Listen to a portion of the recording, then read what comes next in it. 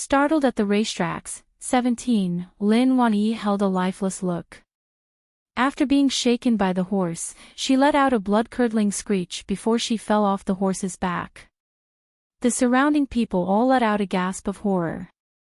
Lin Wanyi wanted to pull herself up from the ground, being in this difficult situation where the armor on her body was in disorder. This horse is insane. She had just thought of this in her heart when that insane horse suddenly let out a violent neigh and spun its body around. It suddenly raised its front hooves while Lin Wanyi was just about to get up and caught off guard. The heavy hooves kicked at her face. At the moment, fresh blood harshly flooded out. Lin Wanyi miserably shrieked and fell back on the ground again. That horse raised its front hooves once more and stepped onto Lin Wanyi's chest with a huge force. All the surrounding people within the racetrack saw only Lin Wanyi's body, which was like a shrimp, curling herself up. A mouthful of fresh blood left her mouth. Under the bright sunlight, it formed a beautiful curve. Then she stopped moving. On the other hand, the crazy horse, not sure why, wanted to keep stepping on Lin Wanyi. It was as though it wanted to step her into meat paste, then it would be willing to stop. Bastard! A voice filled with prestige rang. Principal Tsang. He raised the sleeves of his clothes and right then, it had beaten the horse that went crazy out. From when Lin Wanyi pointed her arrow towards Huang Beiyu to when Lin Wanyi was hurt badly by her horse, everything happened within a few seconds. The audience on the viewing platform wasn't even able to let out a shocked gasp when everything was over.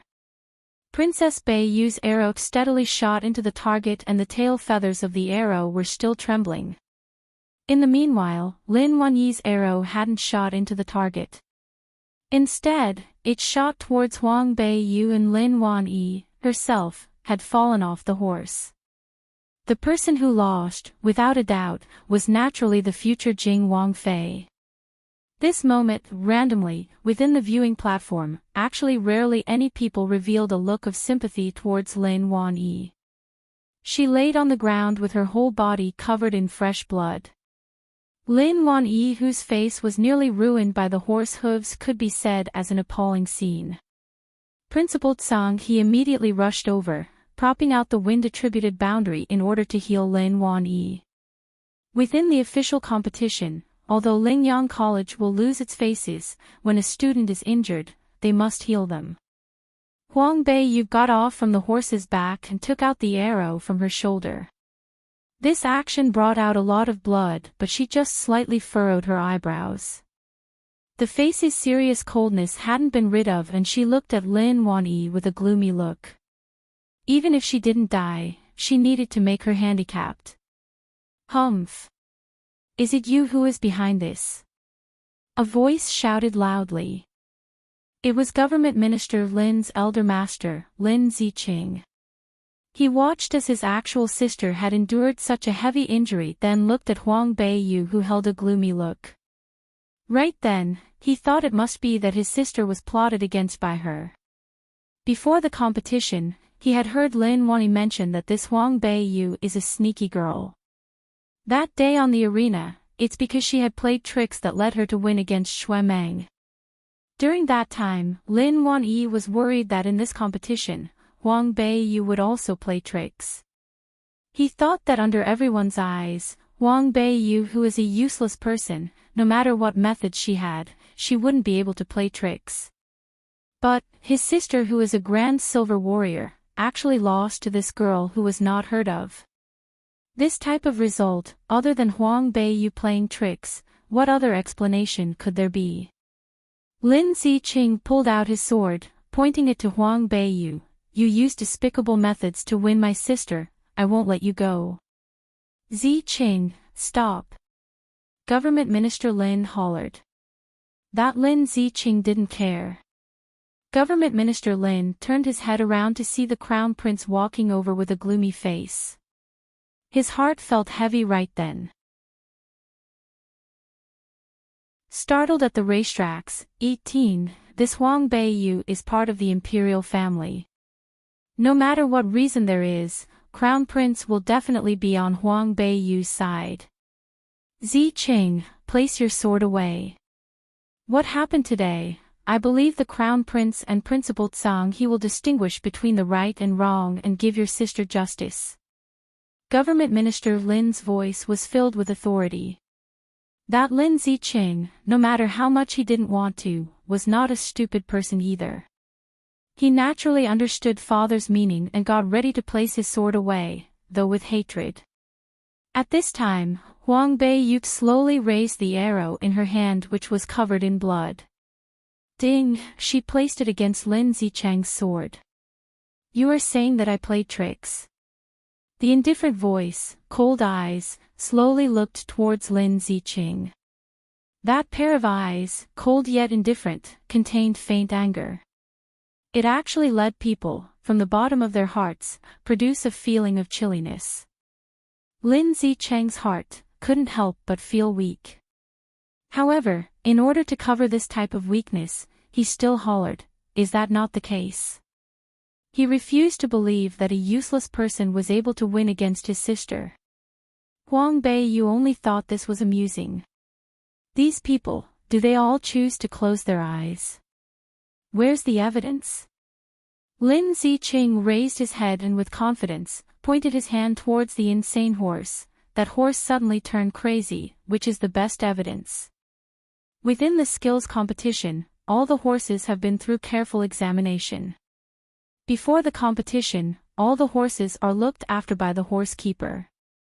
If it weren't for you who bought the horsekeeper and placed poison, how would this horse suddenly become crazy?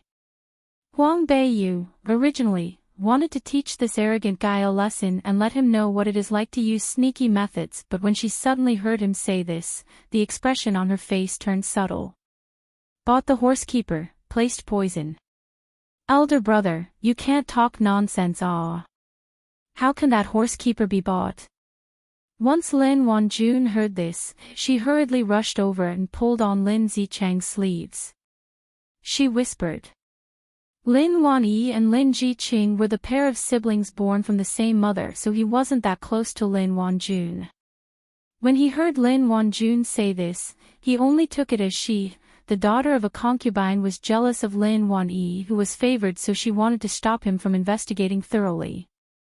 Therefore he waved his hand off and moved Lin Wanjun to the side, coldly stating, the Grand Princess Beiyu naturally would be able to buy off someone. Huang Beiyu's face turned, okay. Since Elder Master Lin had already said this, then you better have 100% faith. Then let's let Principal Tsang He and the Crown Prince investigate this. Right, investigate thoroughly. Lin Zicheng also replied loudly. The Crown Prince slightly scrunched his eyebrows. His gaze was indifferent as well as his tone. Lin Zicheng, you know what the punishment would be for accusing the imperial family? Lin Zicheng was stunned. Accusing the imperial family is the same as a lower status person offending one that is higher in status. If the punishment is heavy, then they would be beaten to death. He watched as Lin Zicheng was shocked and that government minister Lin was quite slick. He immediately came up and wiped off his tears. Crown Prince, this daughter was hurt by a crazy horse. There must be something hidden within this event. Although this old official believes Princess Beiyu's personality and how she will never do such a despicable event, if the Crown Prince doesn't investigate thoroughly, it is probably hard to convince the masses. Lin Wanjun was by the side and secretly anxious. How come even father came out? If this event were to be investigated and involve sister, then at that time the resident of government minister Lin will be given the crime of the intention to harm the imperial family. If that were to happen, the entire family Lin will be over. But there are too many people over here and she can't run over to tell father and elder brother. She could only quietly go out to find that horsekeeper. Startled at the racetracks, 19. No matter what, she needed to kill him to prevent him from speaking first. Otherwise, under harsh punishments, if he were to say that it was her sister who told him to place medicine to Princess Beiyu's horse, then it will be over. She just walked out from the crowd and saw a tall handsome warrior carrying a skinny and short man out, walking over. Lin Wanjun looked and her face changed. The guy who was carried out was that horsekeeper. Lin Wanjun's heart was thumping hard. She raised her head to stare at the tall man. Isn't he the bodyguard by the side of Bei Yaogua's Prince Yi? His name was Yuan Di. This Yuan Di was very powerful. He had a lot of talent within martial arts, and she heard he was also a summoner. Although he rarely revealed his skills to the public, all the years, he was able to protect a young man who resided in the enemy's country as a hostage showed that he wasn't a good person to provoke. Lin Wanjun knew that she can't easily provoke him either. If this were to turn into a huge commotion, it will make her seem more guilty. With one hand Yuan Di carried the horsekeeper and kept his eyes on Lin Wanjun as he walked by. He pushed through the crowd and walked in, throwing that horsekeeper on the ground casually. Di, what is the matter? Feng Lian's elegant voice sounded out. Yuan Di bent his waist and respectfully replied, Prince, this person was sneaking around and I have caught him. Show mercy, I know nothing. That horsekeeper, the instant he saw so many people of authority, even the principal Zhang He and the crown prince stared at him, at that moment was frightened in his heart. Hey, isn't this the horsekeeper who looked after Princess Bei Yu and young Miss Lin's horses? It was unclear who said this, but the surrounding people all turned their gazes to the horsekeeper. The horsekeeper trembled with fear and couldn't stop kowtowing on the ground, begging for mercy. That Lin Ziqing walked over in a large stride, screaming, Who is the one telling you to do this? Speak. Humph, if you dare to lie even one word, this princess will definitely let your whole be executed. Princess Ingye's voice rang. That imposing manner was not any less than Lin Ziqing. Lin Ziqing looked at her for a second and dared not to say anything more. Principal Zhang He slowly approached them, the sleeves of the robe fluttered about. He stroked his beard. What happened today will be concerning to many. If you don't speak the truth, I will send you into the 7th tower to endure the punishment flame when the time comes. I'll say it. I'll say it. That horsekeeper, the moment he heard the punishment flame, immediately kowtowed his head. The teeth trembled and spoke, stuttering, It's Jing Wangfei. What Jing Wangfei? What nonsense are you blabbering on about? Lin Ziqing, who was missing a tendon in his brain, still hadn't reacted. In Government Minister Lin's heart though, he felt frightened. Secretly, he knew it was going for the worse. He hurriedly exclaimed, This horsekeeper is unclear in his words and seemed to be in a crazy mode. He is probably frightened to the point where he is stupid now. It's better to pull him away and let him calm down first before asking anything. But that horsekeeper already opened his mouth and said the keyword, so how would the surrounding people easily just drop the subject? Old Lin, it's better to ask it clearly now. Otherwise, it won't be good if you end up placing the blame on the wrong person. Prime Minister Qi unhurriedly opened his mouth. Prime Minister Qi and Government Minister Lin never got along with each other. The two people, one worshipping the third prince and the other worshipping Jing Wang, naturally would find chances to sabotage each other. Government Minister Lin's face wasn't good and he forced a smile on. It's because I am afraid that I will place the blame on the wrong person, so I can't let someone who is crazy speak some nonsense. I think that he is quite normal. How is he crazy? Government Minister Lin doesn't need to worry. Principal Zhang He and Imperial Brother are here. They won't distort the truth deliberately and blame it on a good person. Princess Ingye's voice was loud and clear. Startled at the racetracks, 20, her eyes were as brilliant as though the stars. She looked towards Huang Bei Yu and faintly smiled. Princess is saying the right thing. Government Minister Lin immediately lowered his head, not daring to say anything more.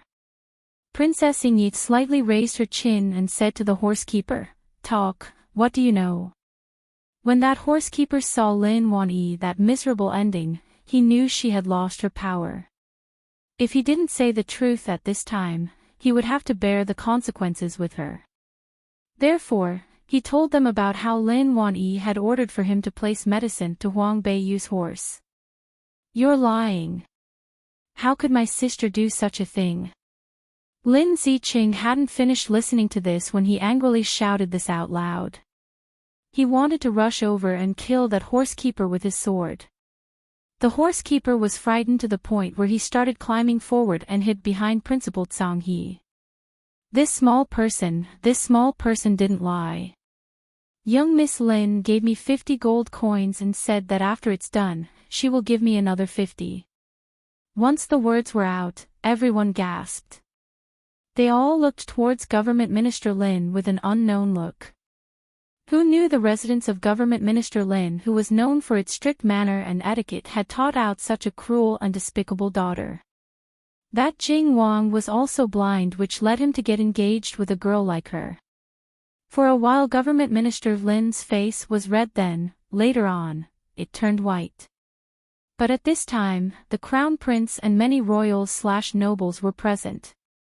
It isn't the best time to let out his anger, so he could only bow down to the Crown Prince. "Prince, there is probably some misunderstanding." He hadn't finished his words when the maid who was looking after Lin Wanyi let out a gasp. Young Miss woke up. Lin Wanyi painfully groaned as she woke up. The whole face was filled with bloodstains.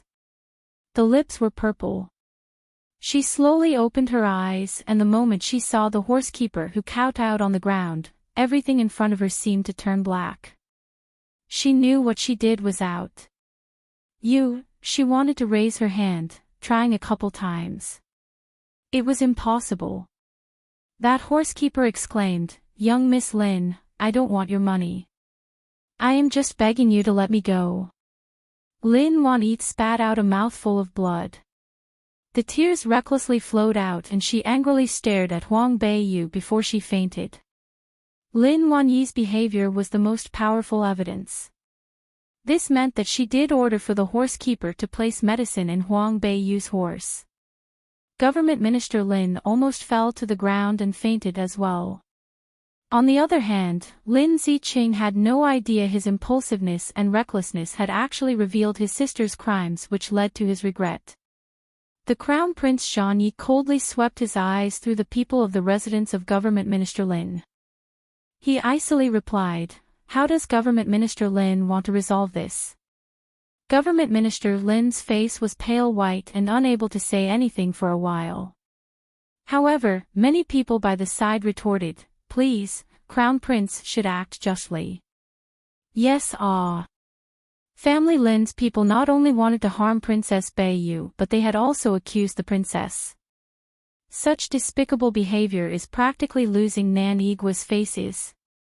Please, Crown Prince needs to give justice to Princess Beiyu. Let Family Lin's people kowtow down and apologize to the princess. Right. Kowtow and apologize. Princess Beiyu was the person who won anyway. Family Lin's people are too shameful.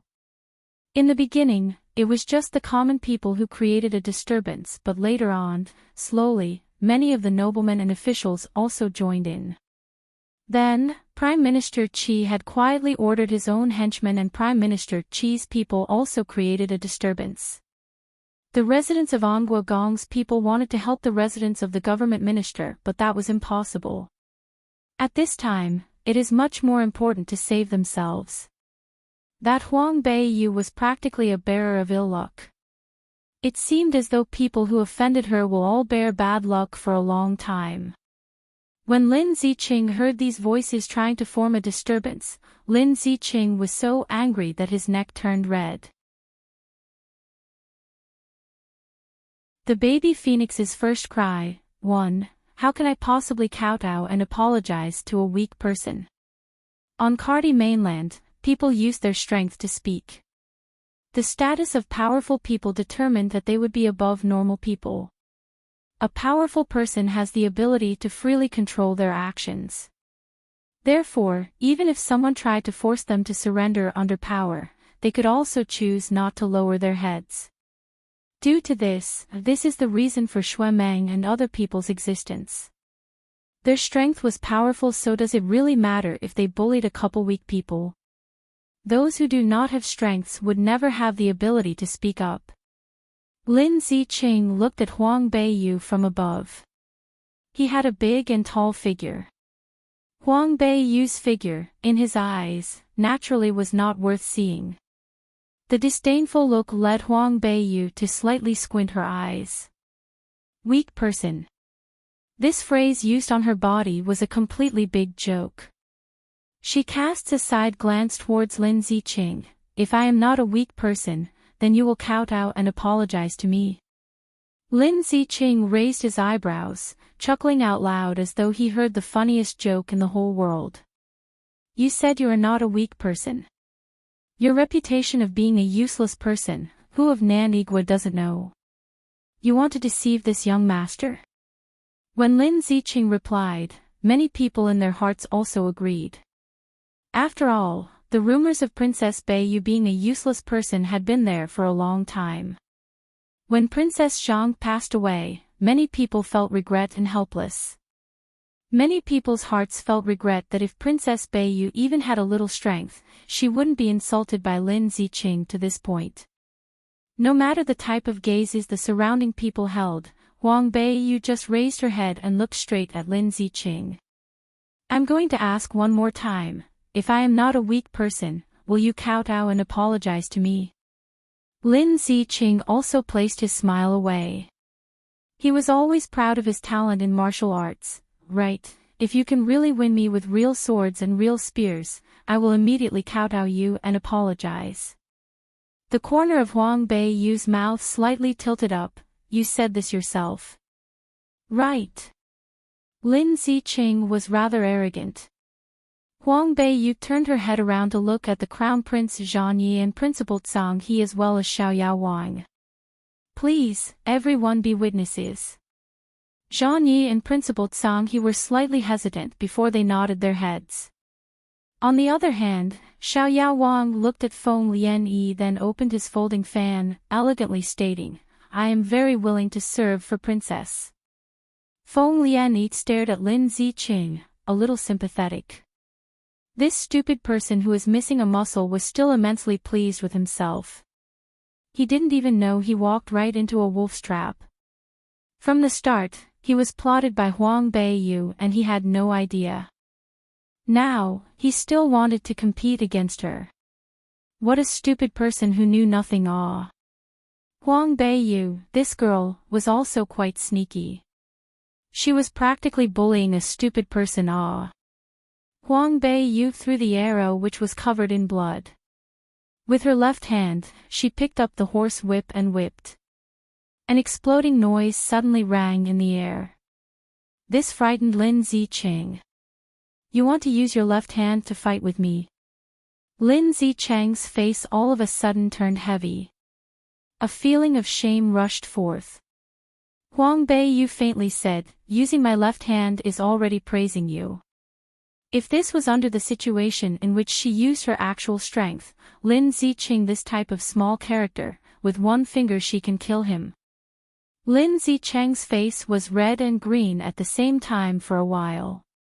Especially under the circumstance where everyone was looking, later on he will definitely harshly insult that girl who doesn't know her own abilities. His strength was higher than Lin Wanyi's. He almost broke through the rank of a gold warrior. This type of rank compared to a silver warrior, the strength was at least higher than 30%. The baby phoenix's first cry, too. This girl was able to take advantage of Lin Wanyi, but it's impossible to try to with him. The surrounding people tactfully left and formed a huge circle within the middle. That would serve as the stage for competition. Lin Ziqing's double-edged sword flickered under the light. He thought of letting Huang Beiyu lose extremely tragically, even worse than Lin Wanyi. Therefore, from the start, he prepared to completely display his full capacity. The best if Huang Beiyu is not even able to survive one comeback against him. Lin Ziqing held the double-edged sword, ready to attack. He waited for Huang Beiyu to attack first because during the competition of weak versus strong, in order for the strong to display their expert manner, they usually would let the weaker one attack first. Therefore, it wouldn't seem as though they were trying to take advantage of them. However, this Huang Beiyu held the whip, whipping it against the loss on the ground. She seemed to be pondering over a question, not placing Lin Ziqing who was across her in her eyes. Lin Ziqing got impatient. In his heart, he planned everything out. The moment Huang Beiyu makes a move, he will kill her, not leaving anything whole. But, if she didn't make a move, then would he have to keep waiting? Lin Ziqing looked towards his father, Government Minister Lin, only to see him slightly nodding his head at him. Lin Ziqing understood, yelling loudly then charging over. On the double-edged sword, a faint blue-green air condensed around it. The imposing manner grew rapidly. The surrounding people all let out a cold gasp. It seemed as though the elder master of family Lin has almost reached the rank of a gold warrior. Princess Yingyi slightly moved up a step forward and scrunched her beautiful eyebrows, asking to Zhangyi, royal brother, Beiyu, Princess don't need to worry. Since you dared to challenge, then she must have enough confidence. Zhangyi hadn't opened his mouth. It was Xiao Wang who had spoke first. Princess Yingyi and Zhangyi both stared at him. In Nanigua, Xiao Wang's status was very high.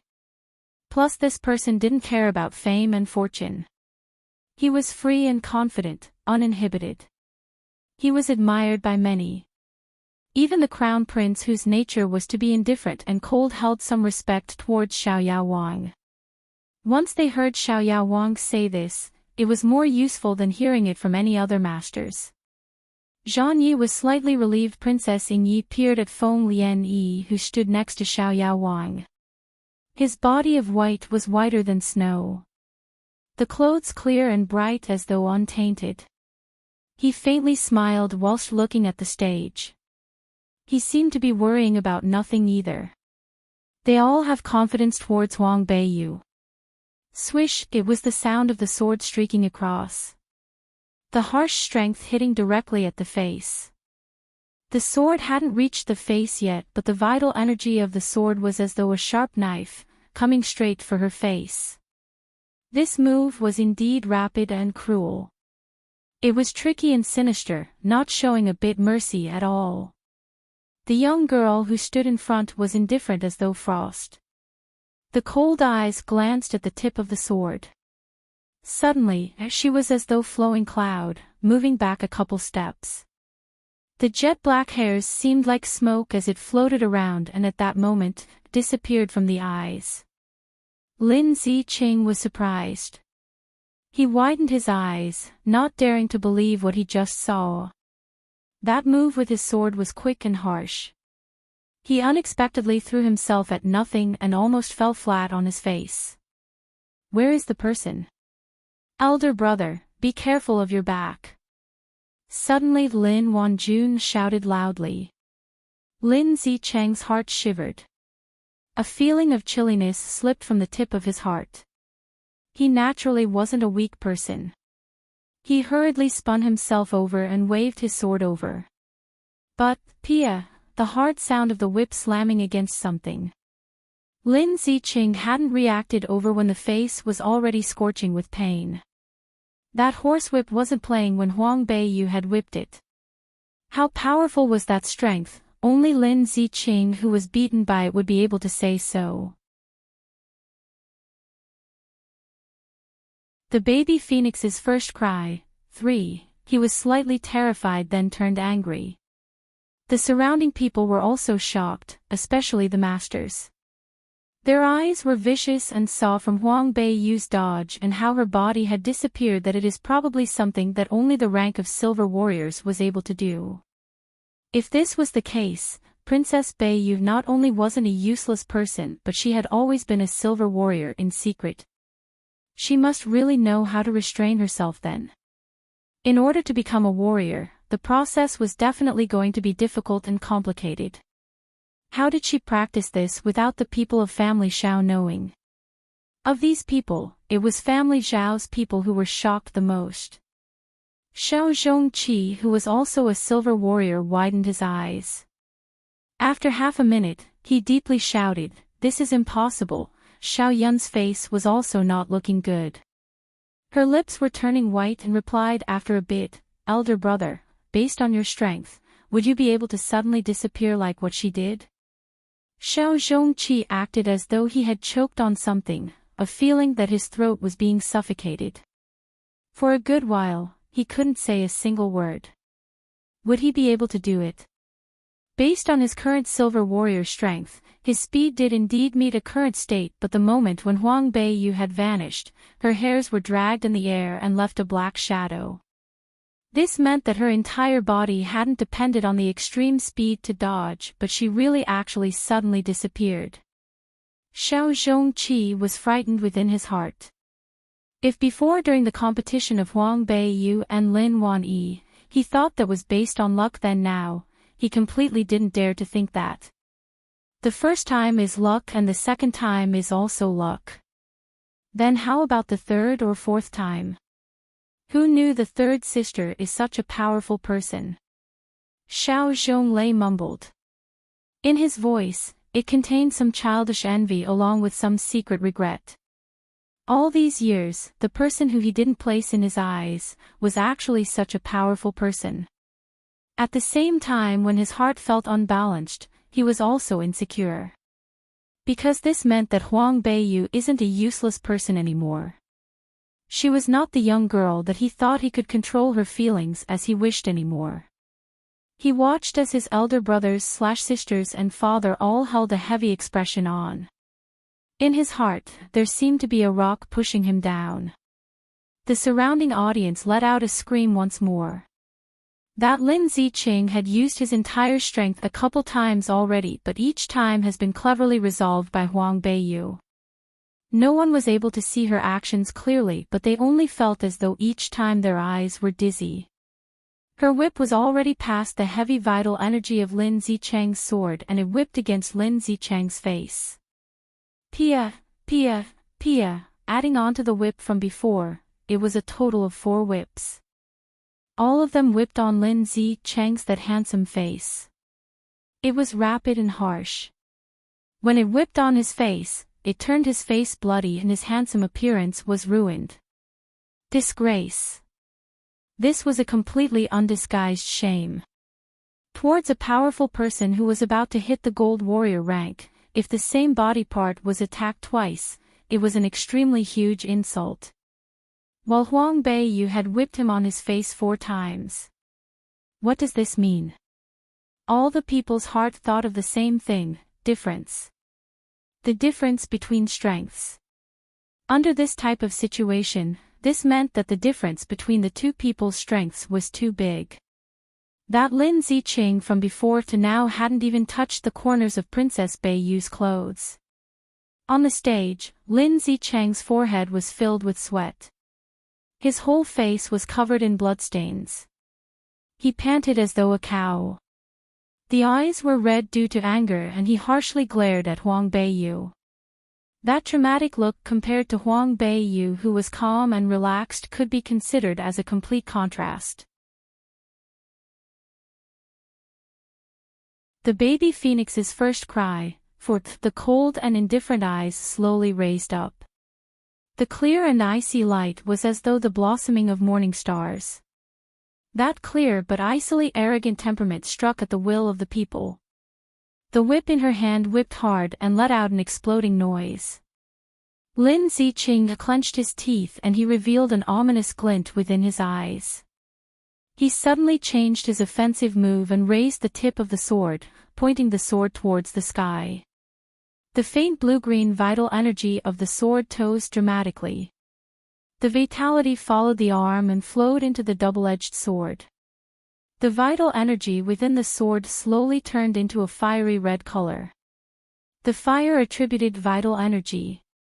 When the vital energy and the vitality were able to mix together, this meant that they had approached the doorsteps of a gold warrior. This Lin Ziqing was quite fine. This year, he hadn't approached the age of 30 yet but had such an accomplishment. Not only that, he was born from the residence of a government minister. He had a profound background and his future could be said as bright and radiant. What a pity that he had bumped into the muzzle of her gun. How could she easily let him go? Double-edged sword skill, hiss of the violent raging flames, the first form. Lin Ziqing shouted out loud and the raging vital energy of the sword slowly threw itself down. The vital energy of the sword which contained such an intense fire attribute was too powerful. Even from far away, they were able to feel the rise and fall of the burning hot fire attribute. If they were to be hit by it, not only would they be scorched by the fire vitality, but they would also be heavily injured by the harsh vital energy of the sword. The double-edged sword skill of the gold warrior was not covered. Huang Bei, you wouldn't go against it directly. She whipped the horsewhip up and it wrapped around a wooden pillar. Her body used the force to swing herself out, steadily standing on top of the pillar. At the same time, Lin Ziqing's hiss of the violent raging flame struck the place she had just stood by. At the moment, a deep hole on the ground formed and it contained flames. Those who saw this felt a tremble within their hearts. Huang Bei glanced at that deep hole and the facial expression turned serious. She swung the horsewhip in her left hand and the vitality within her body hadn't passed by the pubic region, directly following the arm and flowing into the horsewhip. In that instant, the entire horsewhip formed a straight line. The clear vitality flowed around in the horsewhip, slowly moving down until it reached the end of the horsewhip. No one noticed that a tint of black vitality which could barely be seen had also been injected into the horsewhip along with her vitality. She turned her wrist just as Lin Ziqing had just performed his skill. The moment when he was tired with a pale face, her cold eyes flashed. Swish, the straight horsewhip flew out. That noise sounded like the hiss of a ghost which included harsh vital energy, destroying everything in its way. It was ice-cold as though the point of a knife. It launched towards Lin Ziqing's chest. Ziqing! Government Minister Lin hollered, but it was already too late. That horsewhip, with lightning speed, penetrated Lin Ziqing's that gorgeous armor. A massive blood fog exploded and ended all of Lin Ziqing's actions. The widened pair of eyes was still filled with unbelievableness. How is that possible? That is just a useless person. Princess Shang's Princess Beiyu is just a useless person. How could he possibly be beaten by a useless person? How is it possible? Lin Ziqing yelled out loud and wanted to continue battling. The warrior's dignity didn't allow anyone to insult him. But after a loud holler, the vitality within his body was strangely sucked away from some mysterious power. That tint of black which couldn't be seen by the human eye slowly condensed into the soft whip. Lin Ziqing's two knees turned soft and kneeled on the ground, spitting out a mouthful of blood. Huang Bei stood high up on the pillar. Coincidentally, the direction in which Lin Ziqing had kneeled was towards her. The indifferent eyes swept through him and Huang Bei slowly opened her mouth. How is it? Who is the weaker person? Lin Ziqing wasn't able to say anything. At that moment, everyone within the competition stage was speechless. The baby phoenix's first cry, 5, the sunshine was too dazzling. The dazzling and radiant light surrounded the aloof girl's body like a burning flame. At that moment, many people thought that there was a phoenix within the light that resembles a burning fire. Today, Nanny Country's two outstanding martial talent has fallen. However, there is an even brighter star that has risen to the sky of Nanny Country, lighting up the entire region. The little phoenix's first cry. After this battle, Nanny Country will no longer have the waste from Princess Zhang's residence. The surrounding area was quiet. Only her cold voice resounded, like a cold wind that represses people's heart. Everyone around her began to tremble, their gaze towards Huang Beiyu has changed. There's no contempt or sympathy within their gaze. These things will no longer be directed towards Huang Beiyu after today. Within those gazes, there are shock and respect for the strong. After a moment of shock and dullness in their eyes, Lin Yijuan ran to her brother and supported his head. She raised her head and glared at Huang Beiyu. How could you be so vicious? This is a mere competition to test out each other's strength, yet you're going as far as injuring someone's life. In addition to the anger in her eyes, there was also a hint of hesitation and fear. The strength that Huang Beiyu had displayed before is too frightening. An expert who is about to enter the Gold Warrior stage was badly humiliated by a few strikes to his whip to his face. After that, with just one move she had seriously injured her opponent. This kind of frightful yet strange strength was fast and fierce. It completely doesn't give the opponent an opportunity to resist or dodge. The Huang Beiyu from before was clearly a waste. After hearing from Xiao Rou how she had bullied Huang Beiyu, she felt it was beneath her dignity to do so. But no one would have thought that it is the same Huang Beiyu who was bullied to the point where she was afraid to even cry. Yet it's the same Huang Beiyu who was able to ruin two talented experts from government minister's residence. If you come up to compete, don't you know that you'll get injured? Huang Beiyu coldly glared at her. The expression on her face didn't waver much besides her mouth, which faintly lifted up into a smile, carrying a trace of mockery. Her right hand was still bleeding and her shoulder was injured by Lin Wanyi's sword. Are these injuries not injuries? She was standing straight so most people could see that her hand and shoulders are injured. Most of those people were common people, however, there is also outspoken and straightforward mercenaries and nobilities. After they heard Lin Yijuan's words, they began to whisper. Just a moment ago, Lin Wanyi was vicious and had deliberately injured Princess Beiyu. That is what's called real viciousness. From the start, Lin Zichen's attacks didn't show any mercy. All his moves were intent on killing someone. If Princess Beiyu's strength is weaker than his, then she would have been injured heavily. Giving you a taste of your own medicine, what's wrong with that? Could it be that people from the government minister's residence are sore losers?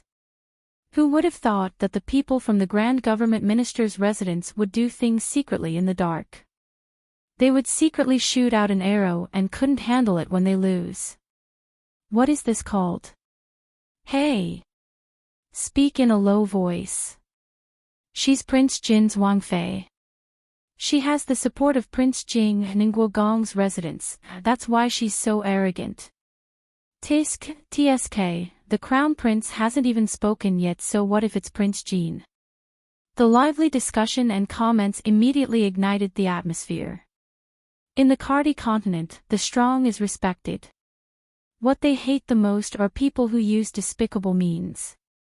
However, towards the strong, they will always respect and admire them. The baby phoenix's first cry, 6th, Princess Beiyu is already very strong. With just her left hand, she was able to effortlessly defeat Lin Zichen, who is about to enter the Gold Warrior stage. This kind of strength is too strong and too frightening. The people from the government minister's residence could only shrink their necks and didn't dare to speak. This is because people around them were giving them gazes full of contempt and disdain. Government Minister Lin also felt that he had lost face. He turned around to look at Nguogong. Nguogong's expression was extremely ugly. In today's battle, the government minister's residence has lost two geniuses, which is a small matter. The most important matter is that Lin Wanyi is the future Jin Wangfei. Her identity is different from regular people. Yet by doing these kinds of things, she not only ruined the reputation of the government minister's residence, but she has also ruined Prince Jin's reputation. Everything that they had planned before is now useless. This Lin Wanyi definitely cannot become Jin Wangfei. They now have to restart all their plans, so how could Nguo Gong not be angry? In addition to that, the girl he dislikes the most had unexpectedly become the center of attention. This Huang Beiyu's skills are very strong. She'll be difficult to deal with. Before, they had sent out people to kill her. Yet there is still no news from them. He had originally thought that they had made a mistake, so they fled. But now, it seems that those people have already been dealt with by Huang Beiyu. With her strength, the people he had sent are no match for her. Nguo Gong snorted and returned to his residence. Government Minister Lin also had slowly walked up and ordered people to help Lin Ziqin return home. Huang Beiyu raised an eyebrow and lightly said, "So Lin Gongzi is just going to leave like this? Otherwise, what else do you want to do?" Lin Wanjun said as he sucked in his nose. Their government minister's residence is done for. Nguo Gong must have been disappointed with the government minister's residence. "Kneel down and apologize to me. That's what you agreed to." Huang Beiyu's voice was clear and cold, but her words are powerful and resonating. The people around them immediately nodded. Lin Ziqin did say before the contest that if Huang Beiyu defeats him, then he'll get on his knees and apologize to her. Thousands of ears had heard him say that. The Crown Prince, Principal Zhang He, and Xiaoyao Wang could all testify. Even if Lin Ziqin want to renege on his promise, he's unable to. "Princess Beiyu, my older brother is already like this. Don't bully others to the extreme," Lin Wanjun said as she bit her lips. Huang Beiyu sneered, "That's what he did to himself. Does he want to renege on his promise just like this? Is that what an expert would do? As an expert, if they dare say it, then they must do it. That is an absolute must, especially in front of so many people. If he wants to refuse to acknowledge his promise, then in the future, no one will respect him." Lin Wanjun looked at Government Minister Lin. The government minister was furious as he said in a low voice, "Ziqin, go." During this situation, everyone's on Huang Beiyu's side. This girl is indeed a vicious and cunning person. Originally, her overbearing manner is very easily disliked. However, she had brought up how an expert would act and compared it to Lin Ziqing. Due to this, if he doesn't apologize, then he'll lose the heart and trust of other people. Hence, he could only kneel down and apologize. What a scheme. In other words, she's sinister and cunning. She's able to kill people without using any weapons. Lin Ziqin slightly nodded his head. He let Government Minister Lin and Lin Wanjun release their hold of him. His face was covered in blood, making him appear strange and sinister. He slowly kneeled down and pressed his hands on the ground and furiously grabbed the soil. Lin Ziqin's voice was cold and hard as he said, "It's my fault that I don't have any eyes and had wrongly accused Princess Beiyu. So I apologize and hope that Princess Beiyu will forgive me." The corner of Huang Beiyu's mouth curved up. She gracefully jumped down from the wooden pillar and walked to the side. She indifferently threw these words down, "You can stand up." The baby phoenix's first cry. 7. There were visible blood markings on the ground from where Lin Ziqing had grabbed the soil. He raised his head and stared at Huang Beiyu's back. His eyes revealed bitter resentment and hatred. "Loathsome girl. I hope you will remember the shame that you had brought me today, because I will return it back to you 100-fold. Congratulations, Princess Beiyu. Now, no one would dare to call you a waste in the future," Luoluo said loudly. After Luoluo congratulated her, the people around them followed suit. They also congratulated her and expressed their respect towards her. To a strong person, all this glory and recognition is natural. Principal Zhang He came up to her and said, "When Princess Beiyu entered the school, you didn't take the assessment. In a few days, I will arrange an assessment for you. If you pass the assessment, then you can study martial arts. Wow!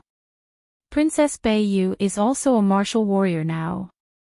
What's more, she directly jumped into the Silver Warrior stage. Maybe after the assessment, her level might be even higher. When she had fought Lin Ziqing earlier, she didn't use all of her strength. She's a genius. A 12-year-old that is at Silver Warrior stage or Gold Warrior stage is definitely the youngest martial expert in Nanyi country's history. She's worthy to be called Princess Zhang's daughter. She's a young genius. Everyone was praising Huang Beiyu for her talent. This made Huang Beiyu, who is usually cold and indifferent, a little embarrassed. Xiaoyao Wang and Feng Lianyi stood behind the crowd. They laughed as they looked at the scene in front of them. Xiaoyao Wang slowly shook his fan as he slightly squinted his eyes. A flash of melancholy flashed by his eyes. You is a genius, he said softly.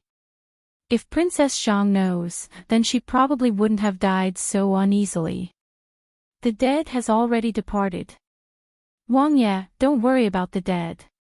Feng Lianyi raised his head, his light purple eyes showed no ripples in them. Princess Beiyu is very intelligent. I'm sure her achievements in the future won't be much lower than Princess Zhang's. That's right. I will protect you, in the future until she grows up. Huang Beiyu is only 12 years old this year. Today, she has shown her ability for the first time. In the future, there will be many people who want to harm her. Although she is strong, she's still a child. In order to fulfill his promise to Princess Zhang, he will definitely protect her. In the faraway 7th tower, a noble and cold figure stood beside the half-opened window. The gentle wind slightly blew across his dark hair. His pair of eyes were abnormally cold. But within that cold and unfeeling eyes, there is a trace of light. Huang Beiyu. Beiyu, his cold and quiet voice dissipated with the wind. The stronger you get, the more I want you. The person he chooses would definitely not be wrong. The honorable spirit closes the window. His figure is like fog, dissipating in the darkness. Okay. Princess Beiyu and Lin Wanyi's competition has already ended. The winner is Princess Beiyu. When Principal Tsang he saw the situation has slowly settled down, he pressed his hands down and waited for everyone to become quiet. After that, he declared the results of the competition. A 12-year-old Silver Warrior stage expert has won. Now no one will think it's an accident anymore. Thinking back, the competition between Princess Beiyu and Lin Wanyi was really wonderful. Every move she had displayed were moves that an expert would make. If it's all based on luck, how can she be so confident and at ease? Princess Beiyu is really talented. Lin Wanyi and Lin Ziqing are not her opponents at all. The baby phoenix's first cry, 8. She had lost to Princess Beiyu even after she had exhausted all her strength. She's of no use. Therefore, everyone agrees on the result of the competition. Okay. Let's continue the competition, Principal Tsang he said. His voice was brimming with prestige and dignity. The audience returned to their seats and continued to watch the competitions. After Huang Beiyu bandaged her hand and shoulder, she turned to look at the competition between Princess Yingyi and an expert from the martial arts college. With just a glance, Huang Beiyu knew that the expert from the martial arts academy isn't Princess Yingyi's match. If Princess Yingyi went to the martial arts college instead of the Imperial College, she'll still be a talented expert. Huang Beiyu didn't watch the match between them because she already knew the result. She slowly walked towards the judge's seat. A guard came over and respectfully bowed to her. The deep respect and admiration on his face were obvious. Princess Beiyu, is something the matter? Before, everyone knew that she's a waste.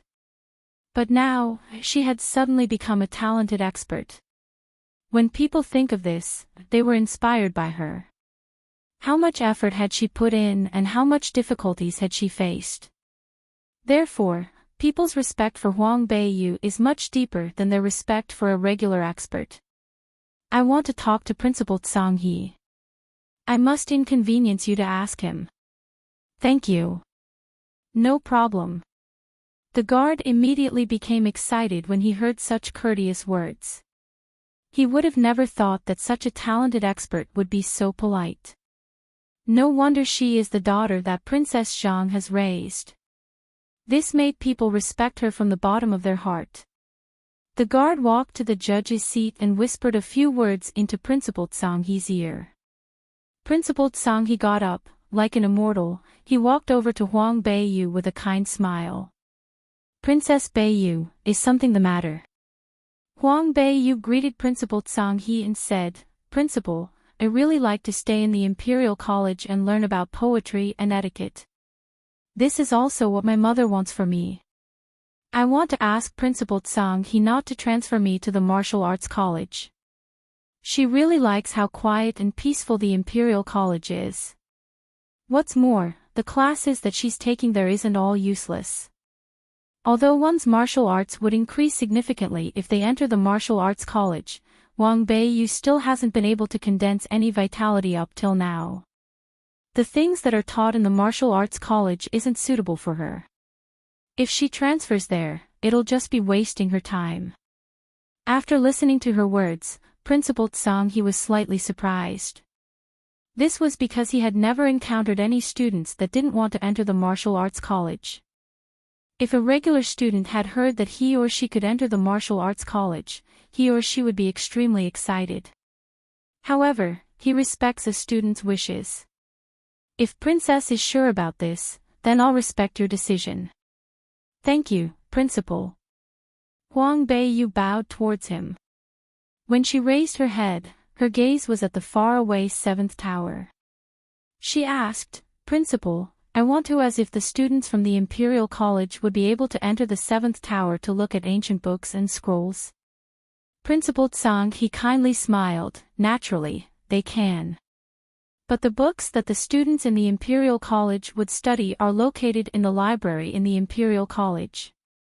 The ancient books and scrolls in the 7th tower are too profound. Thus, the students from the Imperial College wouldn't enter. However, there isn't a rule that says that they can't. I understand. Thank you, Principal Tsang He, Huang Beiyu quickly said. The baby phoenix's first cry, 9. Principal Tsang He looked at her deeply and said in a sincere and earnest voice, Princess Beiyu, you are very talented. If you concentrate on cultivating, then in the future you'll definitely become very strong. I think you should reconsider about transferring to the Martial Arts Academy. Although Huang Beiyu doesn't think the same way as Principal Tsang He, she told him she'll consider it. Principal Tsang He nodded his head and went back to sit on the judge's seat. At the end of the battle between Princess Yingyi and the expert from the Martial Arts College, Princess Yingyi had won without a surprise. The expert that was defeated by Princess Yingyi and had willingly admitted defeat. The two battles between the Imperial College and the Martial Arts College were both won by the Imperial College. This made the talented experts from the Martial Arts College lose face. Teacher Lei, who was on the judge's seat, was fuming with rage while Teacher Guo was stroking his chin and laughing heartily. This year, the students from the Imperial College have given him so much face. Princess Yingyi walked back to her seat with her sword in hand. But when she saw Huang Beiyu, she smiled as she pulled Beiyu's hand forward. There was a lot of people before, so I didn't go up to congratulate you. My royal brother and I are very happy for you. Thank you, Princess. Thank you, Crown Prince. Princess Yingyi smiled and said, Why are you thanking us? We are a family. What's more, you have destroyed the arrogance that Nguo Gong's residence and the government minister's residence always have. These two old guys support Prince Jean, so they harbor bad intentions towards my royal brother. They need a good beating.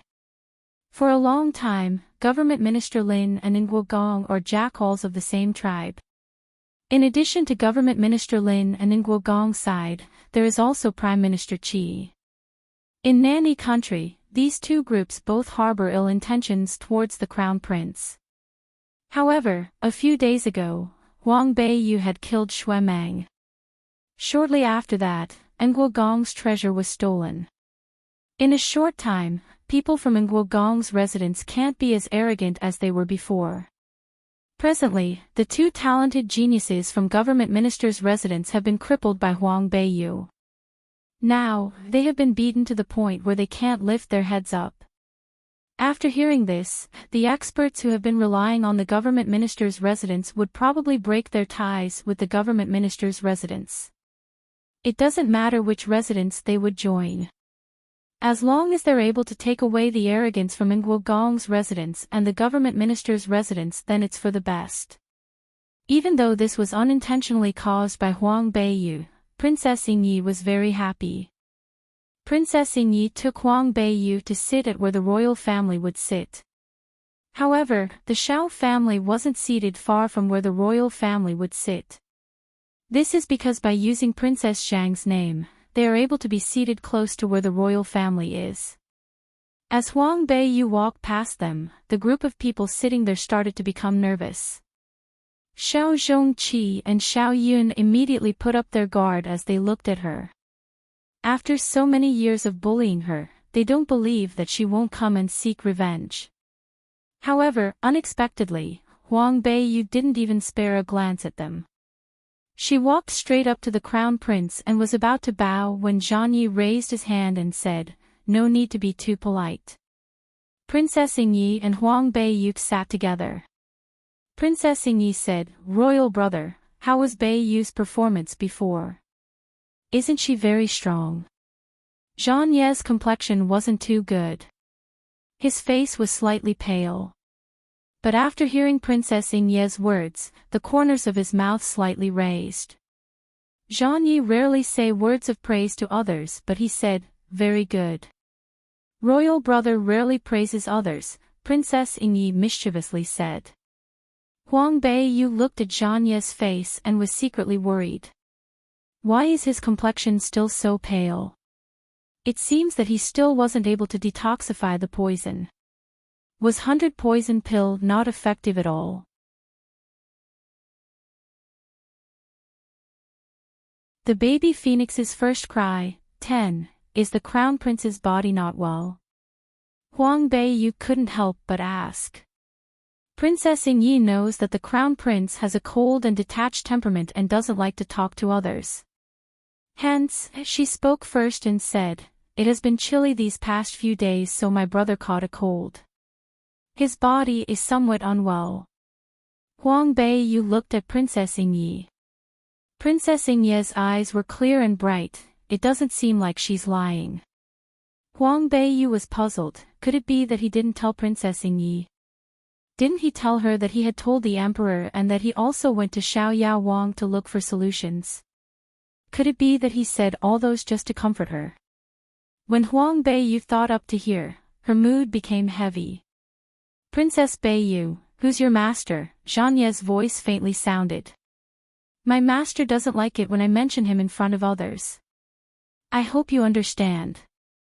Her master is a hermit and passes his day like an immortal. The more quiet and secluded a place is, the more her master likes it.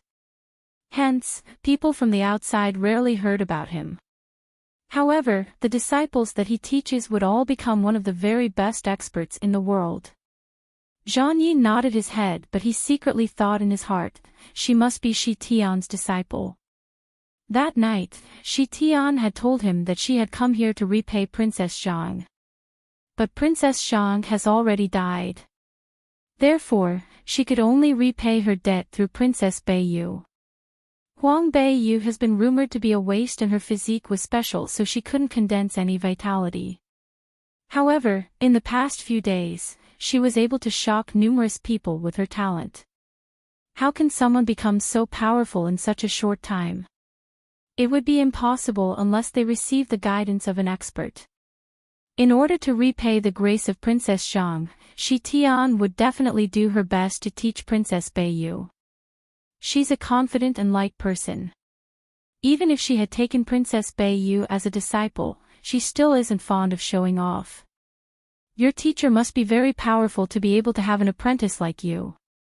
Zhang Yi didn't press the issue any further. Since Shi Tian had told Princess Beiyu not to tell others, then he shouldn't make things difficult for her. Since little, Huang Beiyu has always admired and respected her teacher. So whenever she hears others praising her teacher, she's especially happy. Yes, my master is a great person. Although he is young, he is very powerful. When Zhang Yi heard that her teacher is young, he's even more certain that it's Shi Tian. Within the many experts in Nani country, an expert who is young and powerful besides him, there is only Shi Tian. When Zhang Yi heard how Huang Beiyu revere her teacher, he is also very happy. There is no need to talk about Shi Tian's character. The disciples that she teaches would naturally be pretty good. A soft yet hard-to-detect smile flashed by his handsome face. From his space ring, he took out a bottle of jade liquid for healing and gave it to her. He said, "Carefully take care of your wounds." Huang Beiyu blankly stared at the bottle. Last time, Zhang Yi also gave her this thing. However, at that time, she was Shi Tian. Because she was a 9-star summoner, that's why he was very liberal when giving it to her. That time, Yan had said that the jade liquid is very precious and hard to get. Even if you have money, it would still be difficult to get. At the current stage she is at, there isn't really a reason for him to give her such a precious medicine, right? Could it be that he's nice to everyone? Huang Beiyu couldn't help but be a little depressed. If she knows that Zhang Yi is thinking right now, she would feel speechless. How could she become her own teacher? Princess Yi enviously looked at her. Her brother has never been so generous towards her. Just as she's about to say something, someone from the Shao family walked over.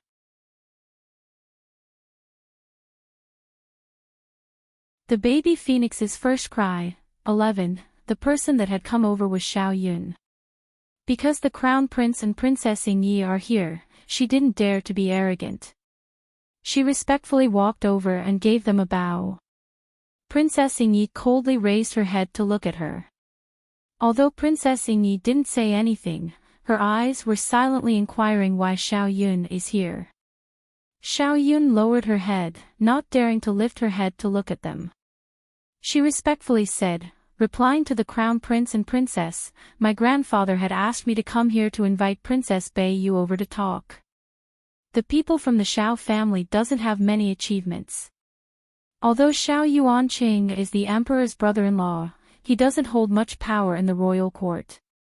But on the contrary, Xiao Qiyuan has become an 8-star summoner and is highly regarded by the emperor.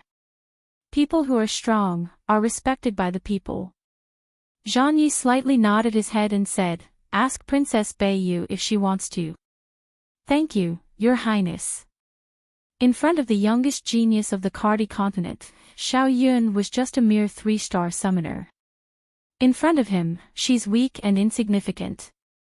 The pressure emitted by the crown prince was strong to the point where she could hardly breathe. Xiao Yun was somewhat discouraged. If only she could raise 1 or 2 levels up, then she would be able to lift her head in front of the crown prince. "Princess, would you like to come?" Xiao Yun said in a low voice. In Xiao Yun's heart, she's extremely angry that she has to address Huang Beiyu with such respect. So what if she's strong? What is the use of that waste even if she has changed her fortune? She will die sooner or later. Huang Beiyu glanced at her and slowly stood up. She said, "Let's go."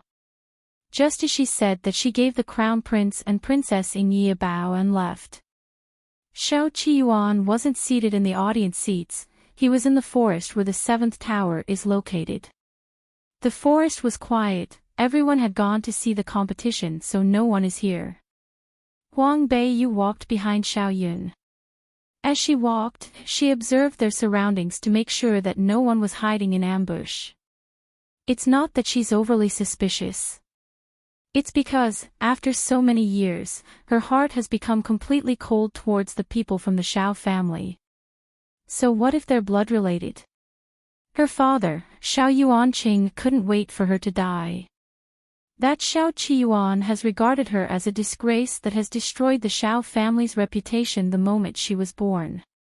It's truly hilarious. Xiao Yuanqing had willingly married Princess Zhang. At that time, Huang Beiyu wasn't even born, so how does it concern her? Why does he hate her? They were surrounded by lush green trees which were illuminated by the shining sun. The spots where sunlight couldn't reach the scattered leaves on the ground gave off a cold feeling. What is that Xiao Qiyuan doing? Why does he want to meet his granddaughter here? Just as Huang Beiyu was thinking that, Xiao Yun's hand flashed. The ice feather appeared in her hand and she turned around, aiming the ice feather at Huang Beiyu. The ice feather emitted cold air, freezing the already cold air in the forest. A cold ray of light flashed by Huang Beiyu's eyes. Huang Beiyu very naturally retreated, lightly and easily dodged Xiao Yun's attack. Second sister, what are you doing? Xiao Yun coldly and hatefully glared at her.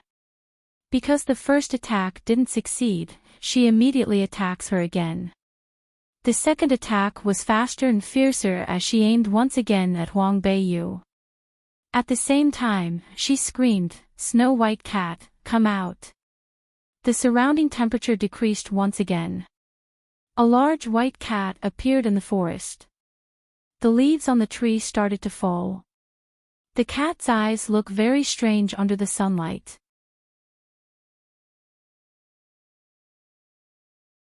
Counting one's chickens before they are hatched, a meow sounded in the forest, and within that sound, it contains cold air that is rushing towards Huang Beiyu. Has Xiao Yun become crazy? A mere 3-star summoner actually dared to attack her. When she was battling against Lin Ziqing today, did Xiao Yun not see her strength? Otherwise, how could she so brainlessly dare to challenge her? Unless someone has instructed her to do so in order to set up a trap. Who is it? What's their purpose? Since Xiao Qiyuan was the one to ask Xiao Yun to bring her, then it must be that old fox. What does he want to do? Does he want to see her true strength? Don't make her laugh. Does he wants to see her true strength by sending Xiao Yun, who is just a mere 3-star summoner? Huang Beiyu twirled backward, arriving behind a tree. She swept her eyes across the forest. Xiao Qiyuan must be hiding somewhere in order to see her skills. He wants to see her skills. How could it be that easy? She picked up a stone from the ground and held it in her hand. Huang Beiyu used the trees to block the oncoming attacks from Xiao Yun. No matter how Xiao Yun attacked her, he won't appear. The Snow White Cat has ice attributes. Although the cat is very docile, however, when it's in a battle, it's somewhat violent. The cat kept screaming and screaming, wanting to break the tree with its large body. Huang Beiyu secretly poured vitality into the stone that is in her hand and threw it in the direction of the Snow White Cat's eye. Suddenly, a miserable cry resounded throughout the forest.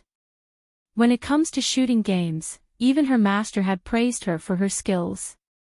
That's why Huang Beiyu was able to shoot down Lin Wanyi's arrow while riding the unbalanced horse today. When Xiao Yun saw fresh blood flowing from her beloved spirit beast's eye, she was immediately distressed and angry. Huang Beiyu, stop hiding and come out to fight me. Huang Beiyu coldly laughed. You want to fight me? Do you even have the ability? She didn't reply as another rock flew out of her hand. This time, the rock didn't hit the Snow White Cat but Xiao Yun. Ah! Xiao Yun miserably screamed. She laid on the back of the Snow White Cat while covering her injured ear with her hand. If she hadn't dodged quickly, the rock would have hit her eye. That wretched Huang Beiyu, where is she hiding? Xiao Yun swept her gaze across her surrounding. She was surrounded by tall and dense trees. Every time Huang Beiyu threw a stone out, she would use some weird martial arts to shift herself behind another tree. This made it impossible for people to sense where she is. Stone after stones were ruthlessly and accurately thrown at Xiao Yun. Xiao Yun hid behind the snow-white cat, preventing herself from getting injured. However, the snow-white cat kept letting out blood-curdling screams as the rocks hit it. They were out in the open while Huang Beiyu is hidden. This kind of situation was very unfavorable to them. In addition to that, Xiao Yun was only a 3-star summoner. She can't even be compared to one of Huang Beiyu's finger. How could she get the upper hand? The enraged snow-white cat was violently charging around the forest. It wants to catch the person that is attacking them and tear that person into pieces. Yun, an old voice suddenly sounded. Following that, a leopard's roar could be heard. A burst of hot wind swept over them accompanying the roar, making the trees surrounding them crash. This level of fire attribute was very fierce. The snow-white cat's violent roar before was incomparable to this. Grandpa. When Xiao Yun heard that voice, she was immediately happy. Now, she'll have someone to rely on.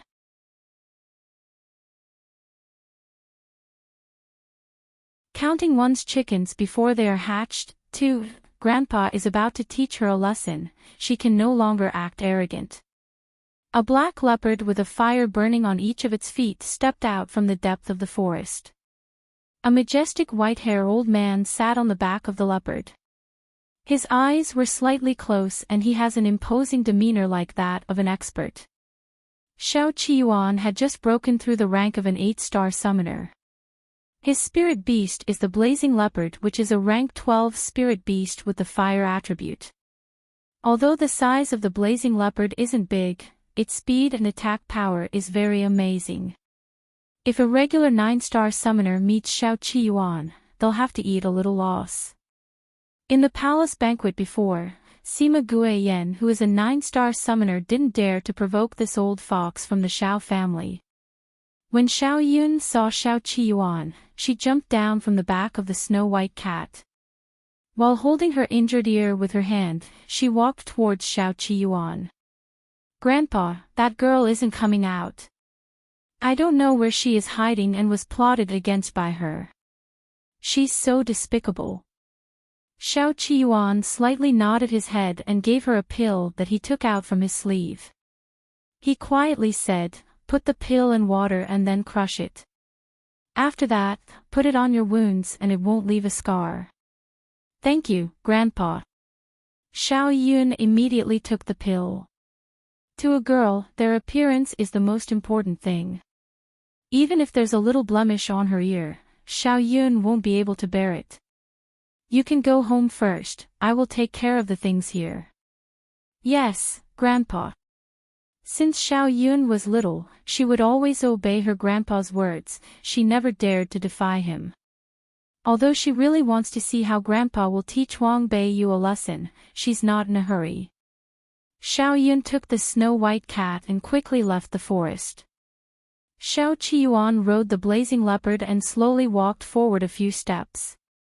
His half-closed eyes opened slightly. An old but majestic voice slowly said, "Huang Beiyu, come out." "I thought that lord wasn't going to come, so I was going to leave." Huang Beiyu slowly came out from behind a tree. In her hand, she was tossing up a stone and catching it. Huang Beiyu faintly smiled and raised her head to look at Xiao Qiyuan. Xiao Qiyuan said, "You should address me as Grandpa." "Really? I remember when I was a child, the Lord had said that I am not a child of the Xiao family. Hence, I wasn't allowed to address you as Grandpa, unlike my brothers and sisters." A trace of cold light flashed by Huang Beiyu's clear eyes. "That had happened so many years ago, yet you still remember." Xiao Qiyuan doesn't seem angry, just that the speed of his speech was slower. Beiyu doesn't dare to forget. The humiliation from the past, the worry from today, and the suffering from the future will all not be forgotten. Xiao Qiyuan raised his head and finally opened his eyes completely. He carefully inspected Huang Beiyu. The little girl is only 12 years old, yet standing there, the noble and cold demeanor that she exudes was the same as Princess Zhang. But the girl in front of him is different from the girl he saw when she was little. Ever since he saw her at the palace banquet, he noticed that she was different. Today, after the competition, he finally confirmed his thoughts. Huang Beiyu wasn't as timid, weak, and incapable as she was when she was little. During today's competition, she is heroic and looked high above others. That imposing manner looked like she was looking down on all experts. After witnessing the strength she used to defeat Lin Ziqing, Xiao Qiyuan's afraid that her strength is at the level of a gold warrior. At this level, even he has to take her seriously. After all, she's only 12 years old. Beiyu, only people who have strength in the continent are valued by others. In the past, you had the title of trash so naturally, no one would value you.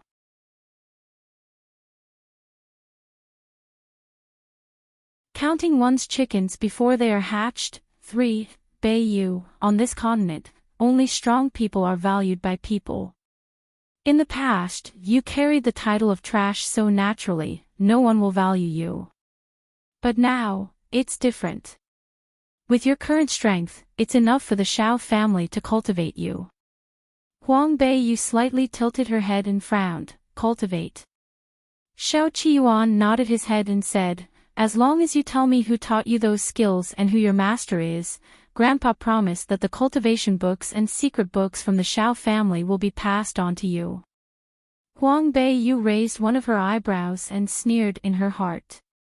So it's like this, they just want to know who her master is and how she learned those skills. Promising her that he'll pass on the cultivation books is just an excuse to cover his real motive. Xiao Qiyuan, you really are an old fox. You really know how to calculate your moves. The skill books and secret books from Xiao family. Are they as good as my master's? Huang Beiyu's voice was faint as she blinked her big black eyes, like an innocent little girl. Xiao Qiyuan looked at Huang Beiyu's appearance. He thought, in the end, she's just a little girl who is innocent and not sensible. Her words seemed to be just comparing her master and the Xiao family. The Xiao family is a long-established large clan from the Nanyi country. They had stashed away a lot of cultivation books and secret books.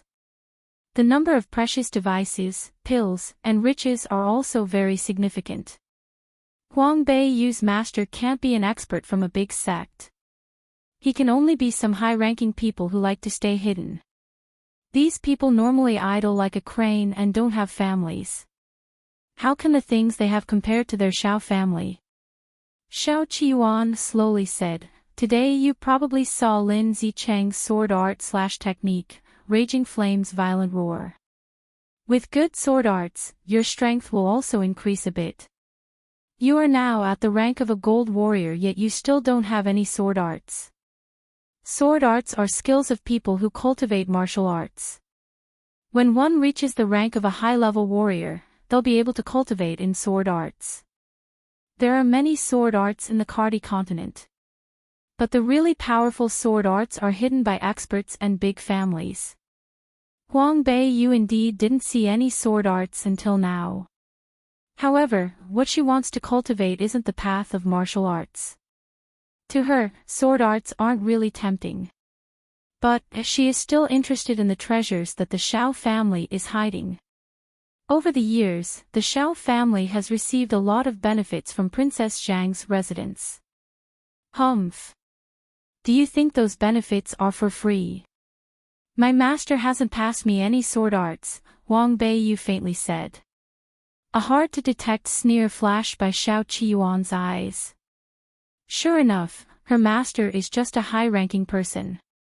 Otherwise, he would have already passed her a sword art since she's already at the gold warrior rank. It seems that he doesn't have any good things.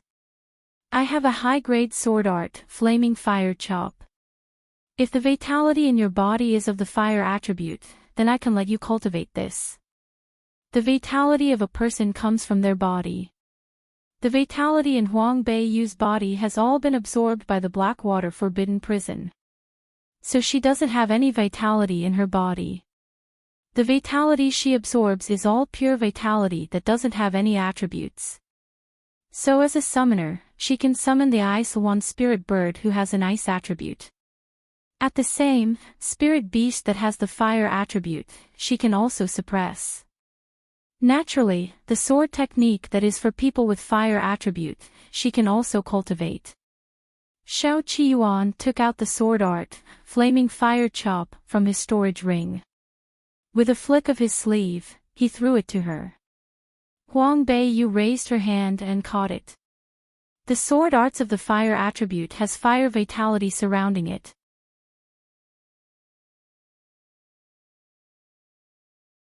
Counting one's chickens before they are hatched, Huang Beiyu raised her hand and caught it.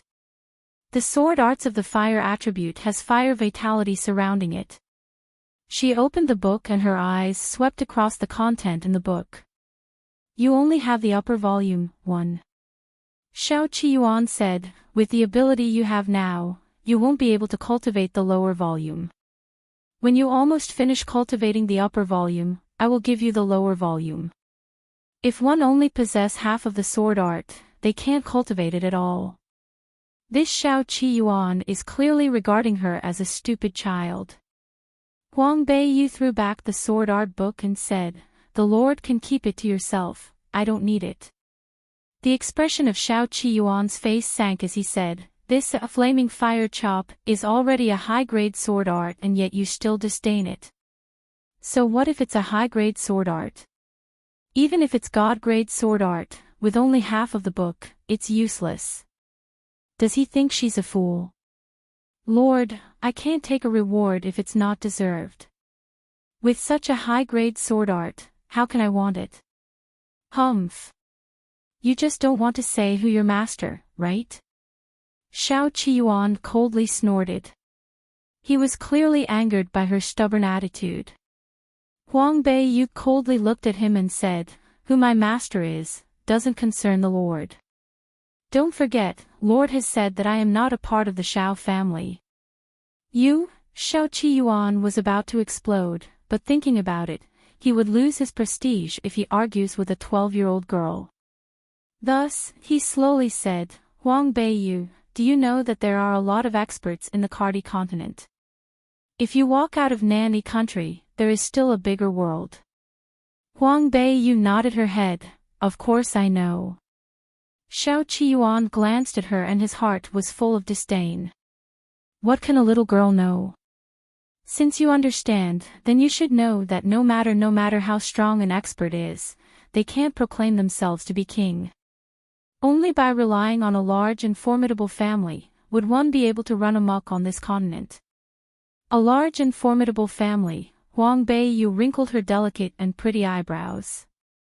Thinking about it seriously, she said, so a large and formidable family like the Buji Air family and Beiyao country's Yuan family would allow one to run amok in this continent. This kind of family, it's not easy to randomly rely on them. Xiao Qiyuan almost choked. The Buji Air family and the Yuan family is considered one of the best clans in the Kardi continent. If the Xiao family is compared to them, then they can't even compare to their farts. Is this little girl intentionally doing this? Xiao Qiyuan's face was covered with frost as he coldly said, the Buji Air family and Yuan family only recognize their own people, they obviously won't rely on external forces or other people. But the other families beside them, they all value experts. Could the Lord be talking about the Xiao family? Huang Beiyu softly smiled. In the younger generation of the Xiao family, eldest brother and second sister are considered top-notch characters. However, they're powerless to defend themselves now. But on the Lord's side, there are a few unknown experts. How can this kind of family allow one to run amok on the Kardi continent? Since she had already set up to this, if Xiao Qiyuan is still unable to understand her ridicule, then he has lived up to this age all for nothing. Thinking back about what she said before, he can't help but become angry. Since the beginning to now, she has been playing with him. Huang Beiyu, do you think that with your current strength, you can be so impudent in front of me? Xiao Qiyuan screamed in anger. The blazing leopard also let out a low growl. Huang Beiyu coldly looked at him. Her elegant and exquisite small face was full of ridicule. 1. A sword arts book is divided into 2 volumes, the upper volume, the first part, and the lower volume, the second part. In literal Chinese, it's the up volume and down volume.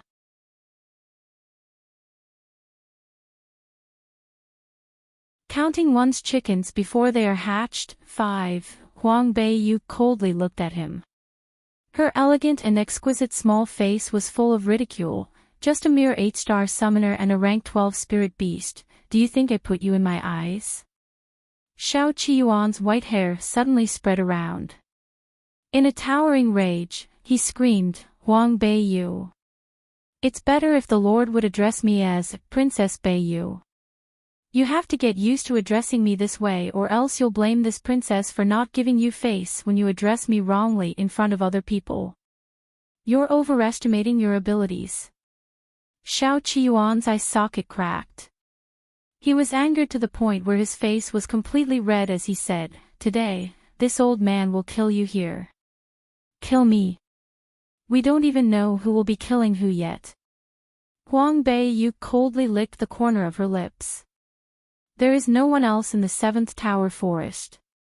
If she kills Xiao Qiyuan here, no one will know. She can also be a little more sinister and blame it on the honorable spirit. Once Xiao Qiyuan dies, the Xiao family would lose their backbone. When that happens, there'll definitely be an upheaval. When the main family is in an upheaval, Xiao Yuanqing will lose his backing. Then he could only obediently allow her to sort him out. Just as she was thinking this, Xiao Qiyuan already shouted loudly. The blazing leopard violently roared as he stretched the muscles in its body. Its black skin immediately bulged. The blazing leopard exposed its fangs as it stared at her with its copper-colored eyes. Xiao Qiyuan pointed his old fingers at Huang Beiyu as he shouted, Tear her apart. Huang Beiyu looked at him with disdain. This old man really knows how to dream. Huang Beiyu raised her chin, but before she even started summoning her spirit beast, a red ray of light suddenly swung their way from the depth of the forest. The red ray of light was thin, similar to a whip. The red ray of light hit the blazing leopard's body when it was ferociously running forward. "Oh!" The blazing leopard cried miserably. It was flung far away by the force of the whip. Xiao Qiyuan fell off the back of the blazing leopard. But he was an expert who has cultivated for a long time, his heart was firm. Naturally, it's impossible for him to lose his fighting spirit with just being hit. He immediately stood up and looked around him. Which expert is this? Please show yourself. You want to see me? You aren't worthy, the lazy voice echoed. The voice carried a chilly and high above others' temperament. When people hear it, they can't help but tremble. Huang Beiyu frowned. It's this guy. This old man is just handling my family matters. I want to ask you why you are interfering. Xiao Qiyuan isn't foolish. When the whip hit the blazing leopard before, he already had faintly felt the powerful imposing manner of that person. That is an expert whose power that has exceeded his many times over. Because of this, he was polite. He didn't dare to be impudent. He is already an 8-star summoner. Even if that expert is like the Crown Prince Zhang Yi, who has a purple flaming unicorn, it would be impossible for the expert to be able to throw the blazing leopard and him so far away with just a whip. So just what rank is this expert? He thought about it and came up with the only possible answer. It must be that this expert has been resting here and was disturbed by him, so that's why the expert had attacked him. These experts are really strong, but they wouldn't kill without reason. Otherwise, that attack would have sent him straight to hell. Family matters. The arrogant voice coldly snorted, "Humph, is my disciple someone you can easily bully?" Disciple. Xiao Qiyuan opened his mouth in shock. It seemed as if he had swallowed an egg. His expression looked like he had eaten feces, yet he is forcing himself to swallow it. His face turned red, then it slowly turned white. Disciple. The expert, which even he can't figure out what his rank is Huang Beiyu's master. Xiao Qiyuan's hand trembled, his mouth trembled, and his tongue was tied.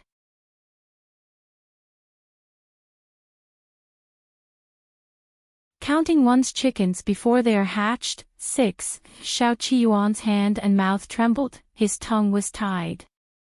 He stutteringly said, "Yes, sir, you have misunderstood. Huang Beiyu is my granddaughter. Her strength has improved leaps and bounds, so I just want to see how much she has improved. I don't have any intentions of hurting her." In about 1/10 of a second, after he had finished talking, a red ray of light suddenly came out from the depth of the forest again. The red ray of light was thin as a piece of hair, yet it carried the power of 10,000 soldiers. It can be said that Xiao Qiyuan have a lot of combat experiences. He immediately tried to dodge the oncoming attack by using his speed. However, he was still unable to dodge it. Xiao Qiyuan was hit by the red whip and was flung far away by its force. Pooh! Xiao Qiyuan spat out a mouthful of blood. He didn't even have a chance to counterattack as he curled up under the tree. It seemed as if his entire body was trembling like he was roasted by fire. When the blazing leopard saw that its summoner was being beaten so miserably, the anger from before immediately returned. It bared its teeth and let out a low growl towards the direction the whip had come from. When Xiao Qiyuan saw the scene, he immediately tried to call the blazing leopard back into his space. However, before he even let out a sound, a red whip has come out again from the depth of the forest. The blazing leopard was flung away. After letting out a miserable shriek, it was lying on the ground whimpering. It looked like a pitiful dog, letting out woo-woo sounds. Xiao Qiyuan couldn't help but be stunned. Generally speaking, spirit beasts are very proud. They rather die than submit. In front of powerful enemies, they wouldn't even show a trace of weakness. Even if Crown Prince Zhanya's purple flaming unicorn or Shi Tian's Isilwan's spirit bird is in front of the blazing leopard, it won't let out any trace of surrendering. Unless it met a mythological beast. What more, the mythological beast must be high-ranking and powerful. Could it be that the expert spirit beast is a mythological beast? Oh God, what kind of strength is this? This kind of strength is too frightening. Xiao Qiyuan was gradually becoming afraid. The expert probably heard him say that he will kill Huang Beiyu. Thus, the expert is using such a heavy hand when dealing with him. Xiao Qiyuan is a cunning old fox. With just a little bit of thinking, he realized that he should quickly depart. If he doesn't, he probably won't be able to keep his life. When Huang Beiyu saw Xiao Qiyuan's eyes shift, she knew that this old man wants to escape. It won't be that easy to leave. Just as she shouted, Xiao Qiyuan had put his blazing leopard in his space. After that, a fire ignited around his body and rose high into the air. In the blink of an eye, he disappeared. Huang Beiyu stared at the direction that Xiao Qiyuan was standing before with hate. The old fox actually escaped. He was able to escape so lightly. He used himself as a chip to escape. In exchange, he will probably suffer some heavy injuries, the cold voice said as it was getting closer. Huang Beiyu turned her head and looked at the black-clothed man that is slowly coming out of the quiet forest. His appearance made him look like he had come out from a drawing. Although he appeared indifferent, his beauty could cause the downfall of a country. If you haven't interfered, I would have killed him. Huang Beiyu coldly glanced at him. Last time, he had whipped her face. This debt, she hasn't forgotten. It won't be beneficial to you if you kill him now. By leaving him alive, he won't dare to do anything, the honorable spirit indifferently said. Huang Bei squinted at him. Although he had meddled in her business, what he had said made sense. You don't need to waste your energy. No matter what you do, I won't worship you as my master. The honorable spirit looked at her, her gaze moved down her body. His gaze fell on her collar. His action and expression were very calm and indifferent, it didn't contain any indecent feeling.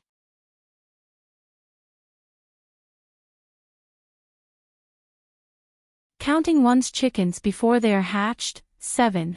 This person looks too good and appears to be too divine. Even if he doesn't wear clothes, people will still feel that he's inviolable. You don't want to know the secret of the black jade. I want to know. But I don't want to worship you as my teacher. In her heart, all matters are divided very clearly. It's no use to tempt her in order to achieve his goal. The two matters both have a boundary in her heart. She can't be muddle-headed where she sells her own principle in order to know the secret of the black jade. The honorable spirit indifferently looked at Huang Bei and said, Then don't you want to save the crown prince? Saying up to this, he raised his palm up. A small flame suddenly began burning in the middle of his palm. The punishment flame. Huang Bei's tranquil and calm eyes were suddenly illuminated by the flame, becoming incomparably bright. The honorable spirit looked at her appearance and slightly wrinkled his eyebrows. He abruptly put away the punishment flame, then turned around and left. I will give you 3 days to think about it. After you come to a decision, come to the 7th tower to look for me. His cold voice along with his black figure disappeared into the forest. 3 days, it's the deadline for when the poison of sky-swallowing red python will flare up. After that, no matter what miracle medicine that could suppress poison in his body, the poison will definitely flow into his 5 viscera and 6 bowels, injuring his internal organs. When that time comes, even with the punishment flame, Zhang Yi might not even be able to withstand it. Huang Bei stood there as she quietly thought about it. She only has 3 days to think of a way to cure the poison in his body. In this world, is there no other way to cure the sky-swallowing red python's poison besides the punishment flame? She never liked the feeling of being threatened by other people. Huang Bei, there's nothing wrong with agreeing with him, Yan slowly said. Although there's nothing wrong, worshipping someone I hate as my master doesn't feel good. What's more, there's only one master that she recognizes in her heart. Yan thought about it and deviously said, You can worship him as your master and help cure the poison inside Crown Prince Zhang Yi. Then in one fell swoop, you can also obtain the secret of the black jade. After that, you can just leave, you won't lose anything. After listening to Yan's words, Huang Bei sinisterly raised the corners of her mouth. I was just thinking the same thing. Humph, you're still young and yet you're already so treacherous and sly. Yan coldly snorted, disdaining her behavior. Aren't you the same? Huang Bei raised her eyebrows. In this world, how can there be many people who are upright and straightforward? As long as she doesn't hurt any good people, she won't feel guilty. Huang Bei slowly walked towards the testing field. The competition between the Imperial College and the Martial Arts College had already ended. Both Huang Bei and Princess Yingye's battles resulted in a victory, only Luoluo lost. 2 wins and 1 loss. This is the Imperial College's most magnificent achievement over the past years. Teacher Guo felt really happy. The students from the Imperial College were also elated with happiness. When they saw Huang Bei walking, they quickly rushed over to her to congratulate her. Huang Bei's eyes swept across the people around her. The people from the Bujier family had already left. It seems like Luoluo had lost. Luoluo probably felt that he had lost face and was too embarrassed to stay, so he left with his people. Princess Yingyi and Zhang Yi had also left. Huang Beiyu doesn't want to get to know the people around her. Therefore, she doesn't want to stay any longer. She plans to go home and study ways where she can cure the poison.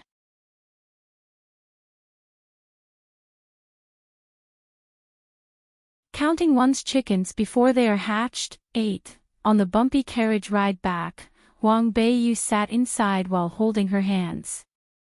She is thinking about the words that Xiao Qiyuan had said before. He's right. In the Cardi continent, no matter how strong the expert, without a powerful force to rely on, one can't walk horizontally. In this world, she doesn't intend to be arrogant or oppress others. It's just that as her strength gets stronger and stronger, the enemies she will face will also be stronger. She is just one person. There will be times where she won't be able to handle everything. If she's not careful and offend a deep-rooted and formidable force, then even her strength will have a limit. Even if it's that person that Yan had talked about, it would be impossible for that person to handle everything alone. The Buji heir family, Beiyao country's Yuan family, the mysterious Guanyao Hall that had never shown its face, and Azura City are all powerful forces. With the current strength that she has, she can't afford to even offend one of them. She slowly thought about it. Her mind has gradually formed a plan. She needs to build her own force step by step. She would need to recruit experts. In the future, if she offends a powerful force, she'll have a strong force that'll support her. Huang Beiyu always had a unique personality. She doesn't like to rely on other people. But in this era, it is different. This is an era where people devour raw meat and fowls. It's an unstable and unpeaceful era because of the power struggle between various countries. This era needs heroes, but not just an individual hero. Her mind is very meticulous and thorough. She isn't be blinded by her own arrogance. But there is a little selfish reason why she wants her own force. In this era, everyone can compete for power. So why can't she? Princess, we have arrived, the horsekeeper said respectfully as the carriage has stopped. Huang Beiyu withdrew her train of thought. Her elegant and exquisite face gradually has a resolute look. She opened the curtain and stepped down from the carriage. Originally, the horsekeeper standing on the side and swinging the horsewhip. Suddenly, when he saw the noble air around her body as she was coming out, he was scared witless. He straightened his body and looked at her in awe. He watched her until she entered Princess Zhang's residence. Only then, had he let out a breath of air. He can't help but wonder how a 12-year-old girl can have such a fearful imposing manner. The Xiao family wasn't present in Princess Zhang's residence. They were still at Lingyang College watching the competitions. Xiao Zhongqi and Xiao Yun's battle wasn't finished yet, so they won't be back for a while. The news of Huang Beiyu's extraordinary performance at the testing field where she defeated 2 of the government minister's experts haven't reached Princess Zhang's residence yet. Therefore, the people in the residence still doesn't know anything. Huang Beiyu walked through the back garden, ready to return to Flowing Cloud's pavilion. But she unexpectedly heard concubine Qin's voice from the lotus pond. You should work hard, even I'm not angry. Look at your useless appearance. You can't do anything correctly. What difference is there between Huang Beiyu that trash and you? Concubine Qin's voice was very sharp. She's probably thinking that everyone had gone to Lingyang College today besides a few other concubines and servants. So her words were very unrestrained. Aunt Qin, I have always done as you instructed. I'm not born with any talent and my mother isn't a young lady from a prestigious family.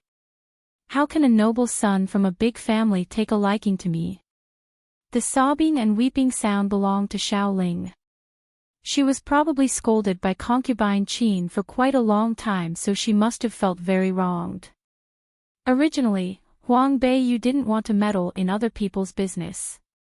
That Xiao Ling isn't a good thing. She'll happily let those dogs bite each other. But when Concubine Qin had yelled that she's trash, it ignited a fire inside Huang Beiyu's heart.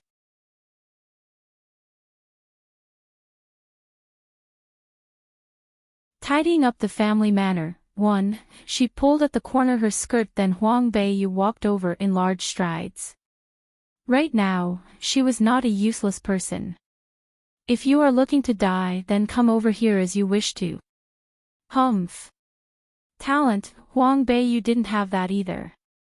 Her mother hasn't been here for many years, but how come she had the ability to seduce one after the other? You are so useless. Behind the side of the Lotus Pond's rock mountains, Concubine Qin pointed at Xiao Ling, harshly scolding her. The maid, Pei Xiang, helplessly looked at her. The moment she raised her head, she saw Huang Beiyu walking over. There was a look of happiness on her face for a sudden. Third young miss, how come you are back so early? Pei Xiang had a good vision. She could see that Huang Beiyu was unlike how she was in the past, so she hurriedly rushed over to ask about her well-being. The competition is over, so I am naturally back. Who knew that the moment I walked into the door, I heard Concubine Qin's unpleasant words. Huang Beiyu's indifferent gaze swept over Concubine Qin's face. Concubine Qin was stunned. She didn't expect for Huang Beiyu to come back that early. Now, she couldn't insult and yell at Huang Beiyu like she did in the past. Her son, Xiao Zhongqi, had made a mistake and has been beaten down by the prefecture of Angguogong in all aspects. His life was in danger and needed to rely on Huang Beiyu in order to go through a couple of smooth and steady days. Concubine Qin's arrogant manner slowly vanished. She forcefully squeezed a smile on. The third young miss is quite early today. How was today's competition? I think that the third young miss is an elegant person and doesn't like the violent scenes. It's okay if you lost. She watched her face, which was quite different than the arrogant look she placed on before. If Xiao Zhongqi hadn't made a mistake and offended the people of the prefecture of Angguogong, probably this Concubine Qin wouldn't give her nice faces too. Based on past experiences, if Huang Beiyu dared to open her mouth in this way, Concubine Qin would have given her a slap already. Who said that I lost? How come Concubine Qin wants to put a curse like that on me? Huang Beiyu's face turned serious and the tone immediately was cold, as though she was really angry. Concubine Qin was surprised. She had watched Huang Beiyu grow up since childhood and had never seen this useless person's face that gloomy. The third young miss didn't lose. Concubine Qin stated in a surprised tone. Could it be that this year, Principal Tsang He and the judges all have the intentions of letting this useless person win? Listening to Concubine Qin's words, you seem to want me to lose. Huang Beiyu held a gloomy look on. Concubine Qin, these 2 years, you have been living through days of no restrictions that you have considered everyone to be beneath you. Originally, Concubine Qin was a person with a bad attitude. She had been holding this in because of her son, but now that she heard this useless person speaking to her rudely, the anger in her heart burst out. What is the meaning of the third young miss's words? In this prefecture, there is the Lord who will give us justice. Naturally, we are all restrained by the Lord, so when the third young miss is saying this, what position are you placing the Lord in? If she hadn't exclaimed these words, it was still okay. Now that she said this immediately led Huang Beiyu to catch information which she could use against her. Letting the Lord bring justice. Huang Beiyu sneered, her voice strict. I am seeing that this prefecture is trying to flip the sky over.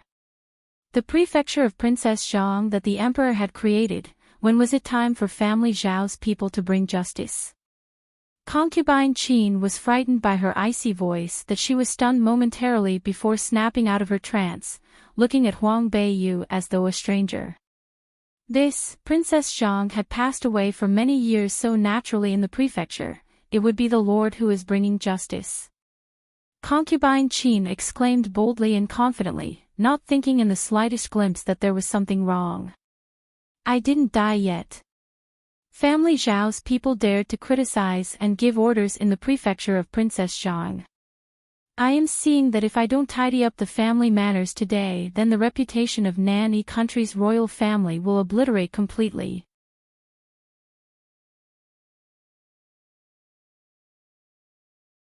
Tidying up the family manner, too, Huang Beiyu's face immediately was filled with fogs, frightening. Concubine Qin was scared by her frightening cold imposing manner that she terrifyingly moved back a couple steps. From the bottom of her heart, there was a sense of chilliness that rose. However, she quickly reacted. The person who stood in front of her was a useless person. She basically had seen a ghost. How could she be that afraid of a useless person? Huang Beiyu, did you eat the wrong medicine today? Don't think that just because I have something to beg of you that you can ride on my head. You are just a... Concubine Qin's infuriated words weren't finished yet when a slap harshly slammed against her face. Paw! It was hard and the strength was so big that it wasn't like a 12-year-old girl. Concubine Qin was smacked the point she fell and bumped against the fake mountains. She fell right into the lotus pond.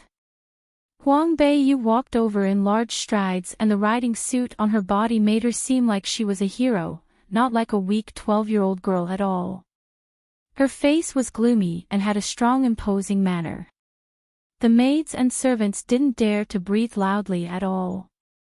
Pei Xiang was stunned, seeing that Huang Beiyu reveal her power and prestige. In her heart, she was happy. She walked over, saying, "Third young miss, don't be angry. If your body suffers from being angry then it won't be good." The surrounding maids, seeing that Pei Xiang had changed her face so quickly, were all shocked. Normally, Concubine Qin's methods were very strong. Today, Huang Beiyu had only revealed a tiny portion of her power. It was Concubine Qin who hadn't expected this. After all, who knew that a useless person had suddenly become so brave? When Concubine Qin is ready, this Huang Beiyu would have to face the consequences. Therefore, those maids hurried over to the side of the lotus pond to save her. "Lady, be careful." Concubine Qin cried out loud as the maids pulled her up from the freezing cold lotus pond. The body seemed to be battered and exhausted. Huang Beiyu stood by the side of the lotus pond. The agile red riding suit made her pair of legs look beautiful. Standing there, she overlooked her and the entire person at the moment, seemed to have grown a bit. "Lady. Concubine Qin has such a great face. You have become the lady of the prefecture of Princess Zhang that quickly. This is worthy of celebration." Huang Beiyu's face was cold and scary. Under the strong imposing manner, those maids didn't dare to say anything either.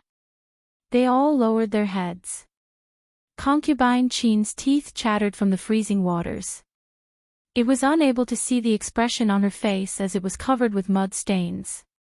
However, thinking about it, it must be amazing. You are trying to rebel again. What are you guys standing here doing? Capture this girl. Today, if I don't use some methods, then where will there be a place for us to stand in the future? Concubine Qin yelled out loud at the top of her lungs. The house servants who had surrounded the garden had heard, walking over menacingly. The couple of them were bought by Concubine Qin normally, so they followed Concubine Qin's orders. Plus, Huang Beiyu was a girl without the father and mother's love. It's fine if she suffered a little bit.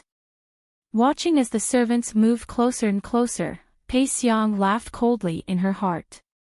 A group of people who didn't have good visions. If the third young miss was as weak and useless as before, she dared to make a move on Concubine Qin today. Today, it was obvious that the third young miss was going to show off her strength in the prefecture. She wanted to let those people understand who was the actual master in this prefecture of Princess Zhang. However, she didn't know how Huang Beiyu's strength was like. She peered at the study house servants making their way over, so she was uncertain in her heart.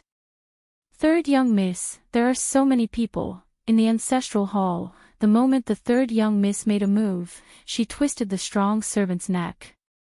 Based on that, she knew that the third young miss had some abilities.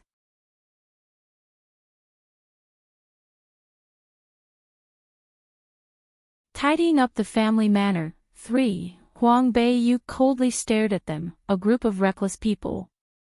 Pei Xiang, bring old Zhang's horsewhip over. Huang Beiyu opened her mouth in an icy tone. Old Zhang was the horsekeeper that had just brought her back. Now, he was outside the door. Pei Xiang replied and immediately went out to take the horsewhip. Instantly after, she came back and handed it to her. The house servant who walked in the front was tall and powerful with buffy muscles. He viciously glared at Huang Beiyu. Third young miss, lately you have been quite rampant. Pa. Huang Beiyu's cold gaze flashed past and the horsewhip harshly slapped against. This time, she hadn't left any mercy. She thought back to how these couple of people normally depended on concubine Qin to bully them. When they had no money, they drank alcohol and gambled, coming over to stir up troubles and stealing her possessions. The items left by Princess Zhang were mostly taken away by these couple of bastards. What could not be forgiven was that they had bullied Dong Ling, who had tried her best to protect Huang Beiyu. The hatred in her heart rose. She didn't care that there was a life standing right in front of her. This was a bastard. They should die. The whip went out and the house servant didn't even have the ability to resist against this before he flew out by the force. The tall body harshly slammed against the ground, knocking against a couple of rocks on the rock garden. A mouthful of blood spat out and the servant's body hadn't rolled down from the rock garden yet. Huang Beiyu's pose was rapid and she already walked over, continuing to harshly whip him. That servant's body, at that moment, fresh blood as though flowing water gurgled out. He tragically shrieked and the tall servant as though a cow had hung on the rock garden, dead with blood flowing out still. The condition of his death was too horrifying and tragic, leading the maids to all scream out loud. Murder! Murder! Huang Beiyu turned her head around and the cold eyes swept across people. The cry out in fear all stopped. Everyone tightly shut their mouths, not even daring to breathe out loud. Those house servants who wanted to come up and teach Huang Beiyu a lesson before, now each one of them was like the color of dirt. They looked at Huang Beiyu as though she was the Grim Reaper from hell. She was stern and grim, leading people to be terrified. She directly killed a person, leading everyone to be quiet. This type of firm and malicious methods simply didn't seem like something a 12-year girl would have done. That is something only the devil could have done. Huang Beiyu slowly moved. Every time she moved a step, those people all moved back a step. Uniformly, it seemed as though the moment her aura got closer to them, they will all suffer a calamity and become the person who died tragically. That strange murderous aura seemed to be walking out from the land of corpses and the blood sea. It was gloomy and terrifying. She walked over to the lotus pond and concubine Qin had been pulled up by the maids. At this moment, the couple of women all huddled together and trembled in fear, staring at her. Even concubine Qin, who was normally the most arrogant, didn't dare to say a word at this time. The throat gurgled as though there was something hindering it from speaking. Both of her hands trembled and her heart was scared. She stared at the whip in Huang Beiyu's hand. That fresh blood had still followed the whip, dripping down. It followed the places she had walked by, leaving long blood traces. Concubine Qin timidly moved to the back of the maids. Since birth, she had never felt this frightened and scared than ever. That house servant who had died before was the lesson learned from her mistake. It was her who had ordered him to go handle Huang Beiyu. Huang Beiyu murdered him, so does that mean she will also murder her? This girl, when did this girl become so dreadful? Huang Beiyu stood in front of them. She slightly lowered her eyes at them, the cold gaze stared at concubine Qin. Who gave you permission to come back up?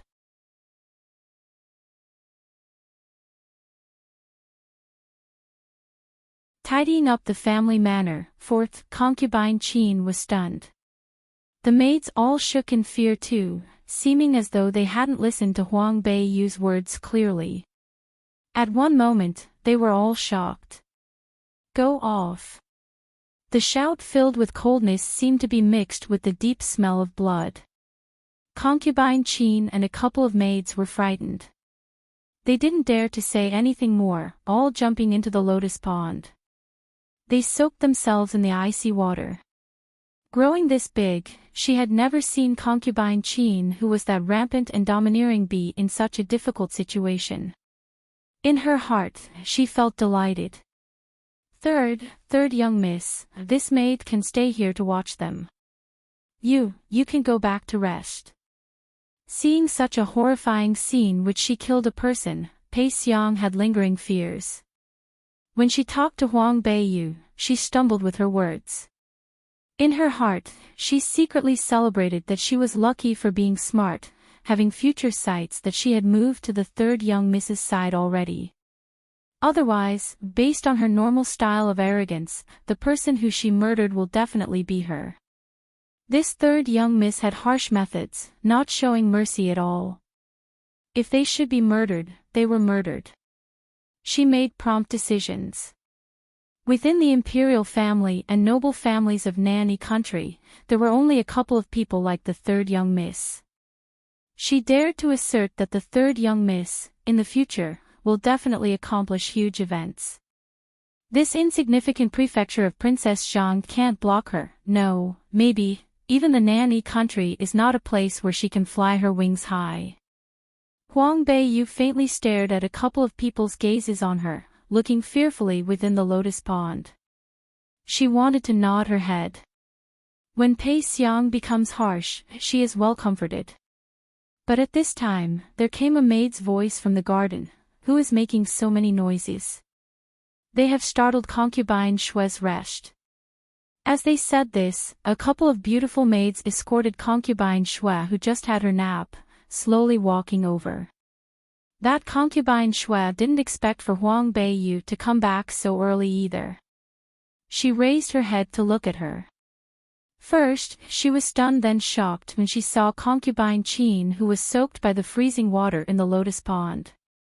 Such an arrogant concubine Qin would land herself in such a position. Then when she saw the house servant who hung on the fake mountains, whipped to death by the back of the Huang Beiyu's side, her footsteps halted.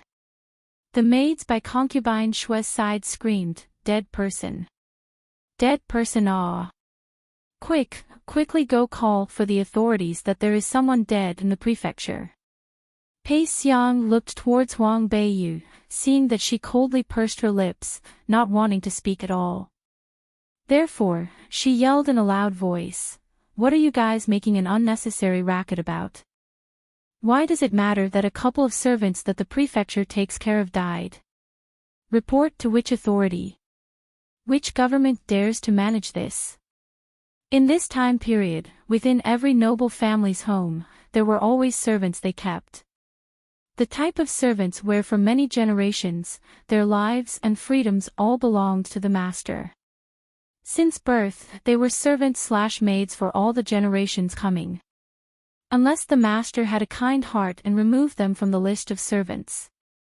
Otherwise, within the records of the government, it will portray themselves as servants for all the generations. The life and death of servants, the government is unable to manage it. They are like privately raised domestic animals. Whether life and death, it is determined by the master's decisions. The system in which the prefecture looked after servants had lasted for many generations. When Huang Beiyu first arrived, she was against this rule. Now, she still disliked this rule. When Princess Zhang was still here, she had removed everyone from the list of servants within the prefecture of Princess Zhang and returned their freedom back to them. She also gave them money, letting them work to support themselves. But ever since Princess Zhang passed away, Xiao Yuanqing and a couple of concubines felt that within the noble family, if they don't have a couple of servants, they would be losing faces. Therefore, they brought a group of servants from outside with high prices back into the prefecture, having them live behind the alley of the prefecture of Princess Zhang.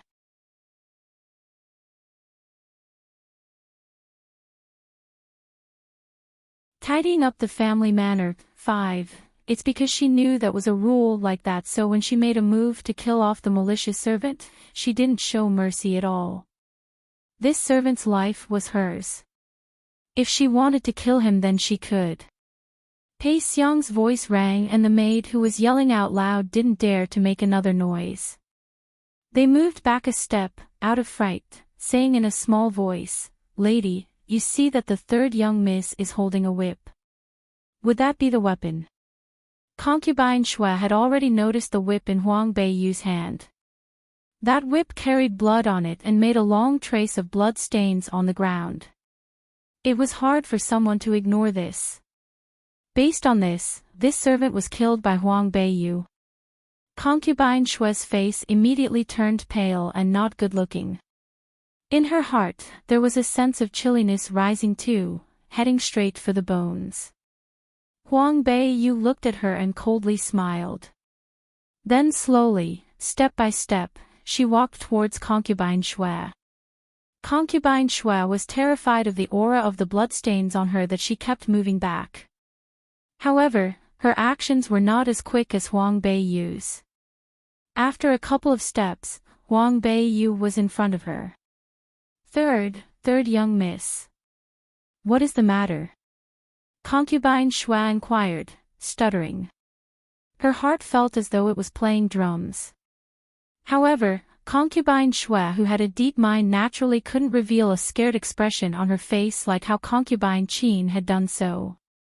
Although her expression was quite ugly, she still forced a smile on her face. Today's competition was quite tiring. Probably, I would need to ask Concubine Shui for some help. Huang Beiyu opened her mouth lazily and the whip in her hand was suddenly raised. "What do you want to do?" Concubine Shui shouted out loud. On her face, she finally showed a look of horror. There was no way she couldn't be afraid. Such a bloody corpse hanging on the fake mountains, and the people by the side who held looks of respect led her to be afraid.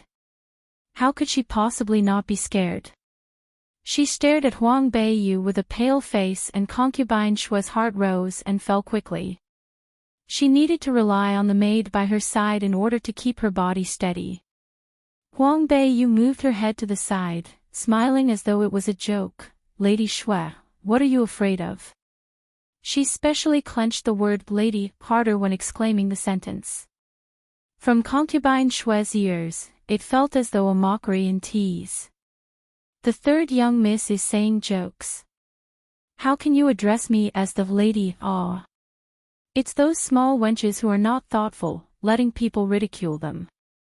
This is unjustified and undeserving. The third young miss should just call me concubine." Concubine Shui wasn't like Concubine Qin, who didn't have a brain. She knew what to do best according to the situation. Concubine Shui's voice was trembling as she replied. Huang Beiyu knew that she had scared her enough, so she casually waved the whip in her hand. Then she shoved the whip into Concubine Shui's hand, pressing it on her valuable silk clothes. The fresh blood immediately dyed upon Concubine Shui's clothes. The bright red color contrasted against Concubine Shui's skin, making her look snow white. Concubine Shui gulped a mouthful of saliva, forcing herself to speak. "What is the third young miss doing?" "Before I had said it already. I want to ask Concubine Shui for help," Huang Beiyu faintly retorted. "Hold it." Concubine Shui deeply sighed. She harshly bit her lips, trembling while raising her hand over and touching the blood-stained whip, then immediately pulling her hand away. "Third young miss, I can't see blood." "Hold it." Huang Beiyu yelled, and the whole face was stern and strict. Concubine Shua could only slowly lift her hand and the two hands held the whip. From the expression on her face, she was almost going to cry. Although she wasn't the wealthy daughter of an official who lived like a princess, she was still in normal people's family. After she followed Princess Zhang deliberately instructed her with the etiquettes of unmarried daughter of a noble house.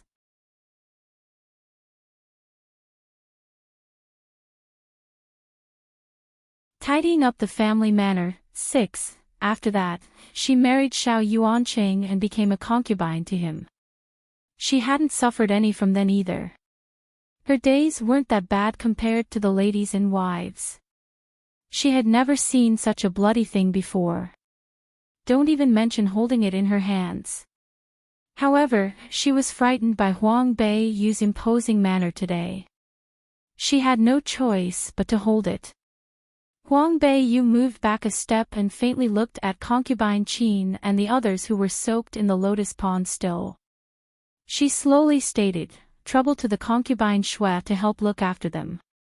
Concubine Qin doesn't know her manners and has an evil tongue. This princess is punishing her to be in the lotus pond in order to reflect over her actions. Without this princess's order, no one can let her up." Concubine Shue nodded her head. "Since the princess had ordered, naturally I will follow the orders." However, this whip dash, Huang Beiyu coldly exclaimed, "I am afraid that some people won't cry until they have seen the coffin. Without a warning, they will become undisciplined and out of order. Therefore, concubine Shue, please stand to the side of Lotus Pond holding this whip which just killed someone. Let them see in order to deepen their impressions. Otherwise, in the future days, they won't remember the lesson." Want her to hold on to the whip and stand by the lotus pond. Then doesn't that mean she needed to stand for a long time? Concubine Shue listened to this and in her heart, she was terrified and angry. But now, within the prefecture, there is not a single person. Xiao Yun and Xiao Zhongqi aren't here. If she made her attitude tough, then she might land herself with the same consequences as concubine Qin. Then wouldn't be even worse. Don't worry, I will definitely follow the orders. Concubine Shue forced a smile on. Huang Beiyu nodded her head, satisfied. She turned around, slowly walking out of the garden, not looking at concubine Shue or concubine Qin. After walking a couple steps, from the back came a trembling voice, third sister." Huang Beiyu turned her head around to see Xiao Ling with a terrified face on but forcing a smile on to look at her. "Does the elder sister have a matter?" Xiao Ling swallowed her saliva, not knowing where to place her hands. Before, when she saw Huang Beiyu murdered someone without any mercy, she was frightened to the point she didn't even dare to make a noise. Then when she slowly thought of the time she bullied her in the past, she felt even more afraid. Xiao Ling was the type of person who was afraid of the bullies but bullied the nice ones. When concubine Qin was impressive and difficult to deal with, she was afraid of concubine Qin. She always followed concubine Qin's orders, but now that she saw that concubine Qin had suffered under the hands of Huang Beiyu, she was petrified of Huang Beiyu now. Third sister, before it was the elder sister who isn't thoughtful and made a lot of mistakes. The third sister normally is forgiving. Please don't argue with the elder sister over this. Huang Beiyu tilted her head, thinking about it and asking seriously, what did the elder sister do wrong? In Xiao Ling's heart, there was some hope that rose. She thought in her heart that Huang Beiyu obviously inherited Princess Zhang's kindness and generousness, not going to argue with her. Well, actually, it's nothing big anyway. Everyone is a family. It's inevitable for bumpy roads. In the future, this elder sister won't make any more mistakes. Xiao Ling hurriedly exclaimed. Huang Beiyu also slightly tilted the corner of her lips up. Elder sister's surname is Xiao, so how are you a family with me? You just happen to live in the same prefecture is all. Plus, I'm the type of person who remembers and holds grudges a lot. Elder sister needs to be careful. Xiao Ling's face turned white. She suddenly felt the whole body was icy cold. That servant's bloody corpse seemed to be in front of her eyes, rocking about. Her 2 legs were limp and almost fell down from not being able to stand straight. Huang Beiyu curled up her lips, smiling of some sorts at Xiao Ling. What is the matter with the elder sister? You must take care of your body. If you cannot be of use, then I will be very disappointed.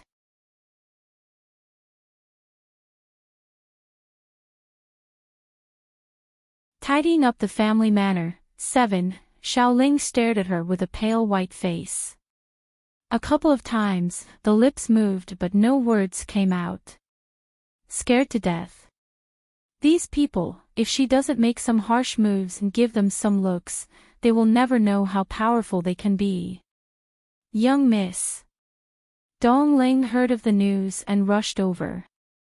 Once she saw that Xiao Ling was blocking Huang Beiyu's path, she thought that something had happened, so she hurriedly rushed over. When she saw Xiao Ling's pale white face, she was slightly comforted. The wind is big outside. Young Miss, let's go back. As Dong Lin said this, she raised her head to look at Xiao Ling, smiling. The elder young Miss's face doesn't look that good. You should hurry back and rest as well. Once she finished, she walked over to hold on to Huang Beiyu's hand, slowly escorting her back. That Pei Xiang looked from the back for a while before coming up and following them as well. Today, the 3rd young miss has demonstrated her powers. I see that concubine Xue and Qin are both terrified. In the future, they definitely will dare not to look down upon the 3rd young miss. Dong Ling peered at her. When the lord and the elder young master comes back, maybe they will stir up some troubles. What are you being happy about? Towards the type of maids who betrayed their masters and acted flexibly according to the situation, Dong Ling normally didn't like them. Therefore, she talked in a rude tone. Pei Xiang knew that Dong Lin and Huang Beiyu are very close to each other, so she didn't dare to be impudent. Pei Xiang. Huang Beiyu slowly opened her mouth to ask, the things that I ordered you to do, how is it coming along? The 3rd young miss, please don't worry about it. This matter, this maid also knows a little about it. I had followed the clues, tracking it down and gained a lot of information.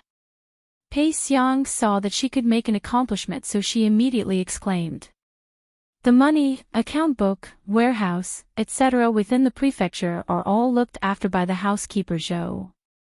In the past, housekeeper Zhou was the person appointed by Princess Zhang, but later on, he was bought by concubine Qin, so he had helped concubine Qin to look after the bills of the region of Qinghe.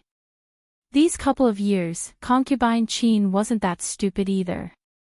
Whenever it was time to hand in the taxation of Qinghe, she will secretly store some amounts and let the housekeeper Zhou to secretly make some movements.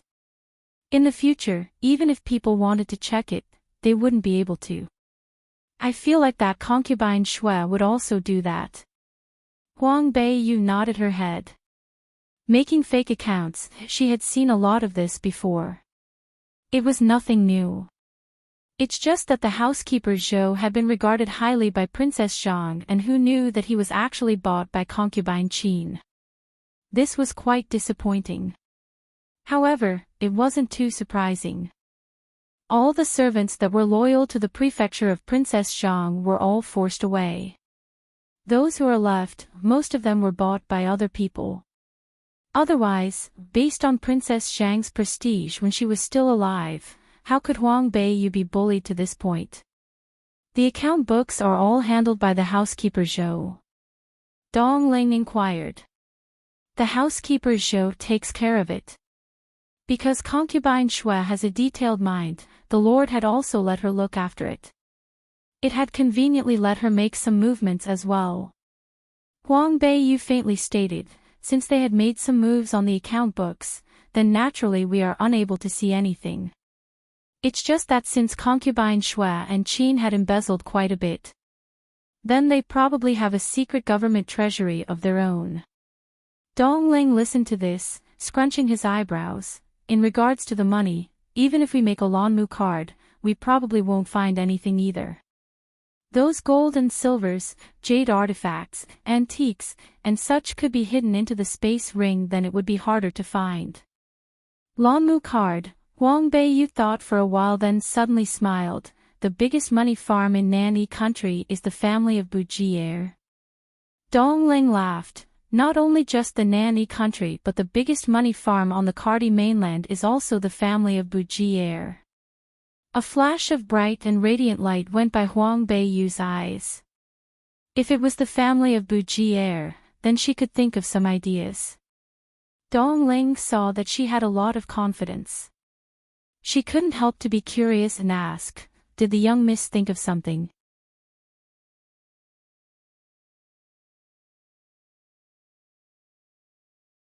Tidying up the family manor. 8th, ideas. Slowly thinking about it, there will be ideas. Huang Beiyu turned around to say to Pei Xiang, go look after concubine Qin. Don't worry about it, third young miss. This maid will follow your orders well. Pei Xiang excitedly exclaimed. It was her honor to be regarded highly by the third young miss. After they made Pei Xiang leave, Dongling was a little bit worried. Young miss, what happened today? Would it stir up a commotion? Are you scared?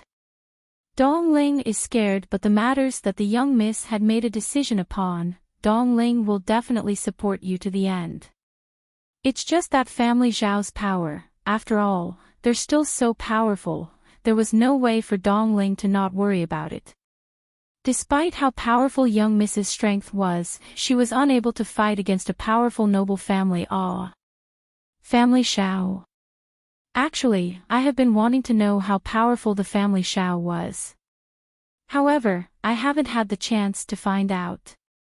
Well, this was a great chance to find out.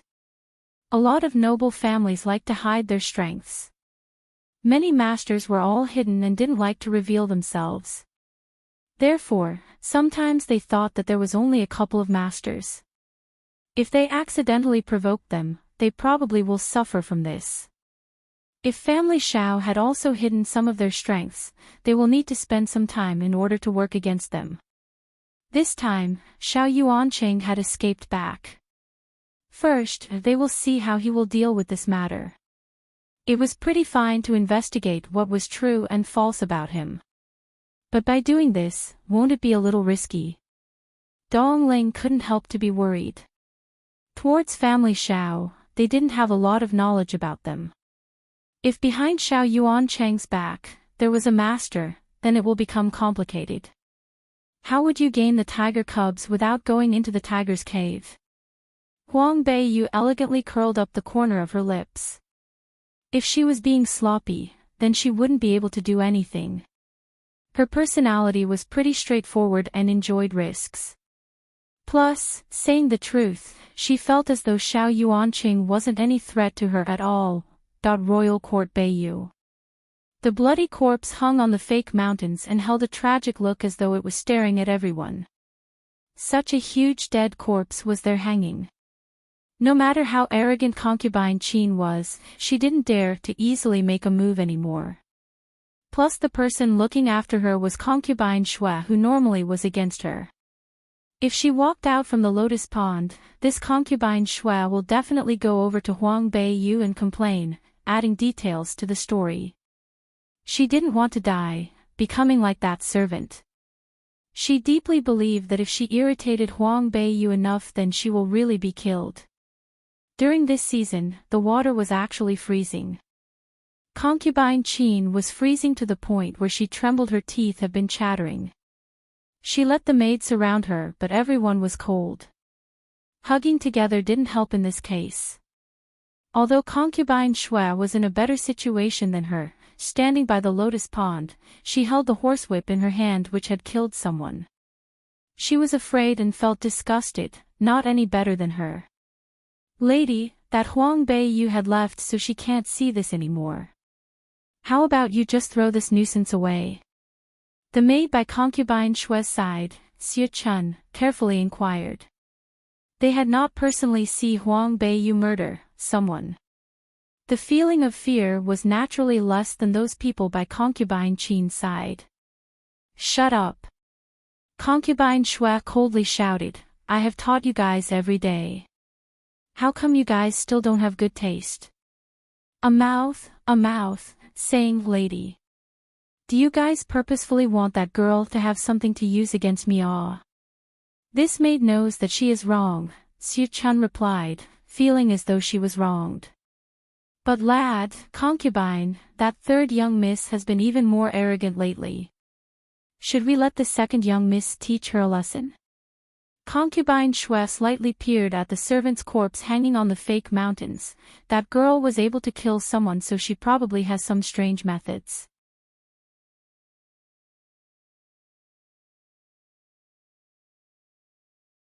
Tidying up the family manor. 9. No matter her strange methods. As long as we bring the Lord's father over, she can't try to be impressive anymore. Xia Chun exclaimed this with confidence. In the maid's eyes, the Lord's father was an 8-star summoner.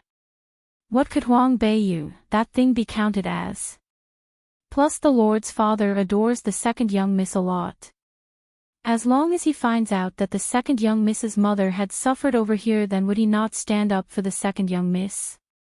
When Concubine Shui heard the words, she felt slightly comforted in her heart.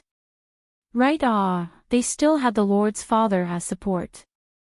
Within the family Zhao's blood, only Xiao Yun had the talent of being a summoner. Even though Yun Er's reputation wasn't good right now, but besides adoring Yun Er, who else would the Lord's father adore? Saying the truth, now Concubine Shui couldn't help to wish for Huang Beiyu to die right now. Before, she had left her life because she wanted Huang Beiyu to compliment her when meeting with the Empress Dowager so that she can become the first lady within the prefecture. But ever since what happened in the prefecture of the Prime Minister, she knew that Huang Beiyu wasn't someone she was able to control. This girl was kind on the surface, but in her heart, there was no telling how evil she was. If she still left her to be, she will eventually become a problem for her. Since she can't rely on Huang Beiyu now, then what is the point of leaving her to be? With regards to the Prime Minister, as long as her Yun Er worked hard, it wasn't impossible to be able to deal with them. There was no need to look at that girl's face. Concubine Shui pondered over this, and in her heart, slowly, there was the motive to kill her. Sister Shui, who knew that you are normally a powerful person and would be frightened by that girl? Concubine Qin, who was soaked in the water, heard her conversation with her maid, sneering. Sister Qin, aren't you the same? Look at yourself. Later on, when the Lord sees this, that would be amazing. Concubine Shui sneered back. Concubine Qin harshly exclaimed, that girl, I won't let her go so easily. After all, she still had a powerful son. She was able to give Huang Beiyu a slight lesson. As she thought about this, there were loud noises from outside. The servants were chatting about, and at that moment, the noise got even louder. Xian Yuancheng's angry voice rose. Is she trying to rebel? Did she have me, her father, in her eyes anymore? As soon as Concubine Qin heard the voice, she immediately started bawling in front of her maids and wiping her tears. That was to the point where she was heartbroken and grieving. If she had an exquisite makeup on with beautiful clothes, then it would contain some amorous feelings, but her whole body was covered in mud and stains. Her hair was all scattered apart that it was frightening. Mother! Xiao Zhongqi was the first one who rushed in. When he saw the scene in the lotus pond, he felt really angry. He jumped into the lotus pond to save Concubine Qin.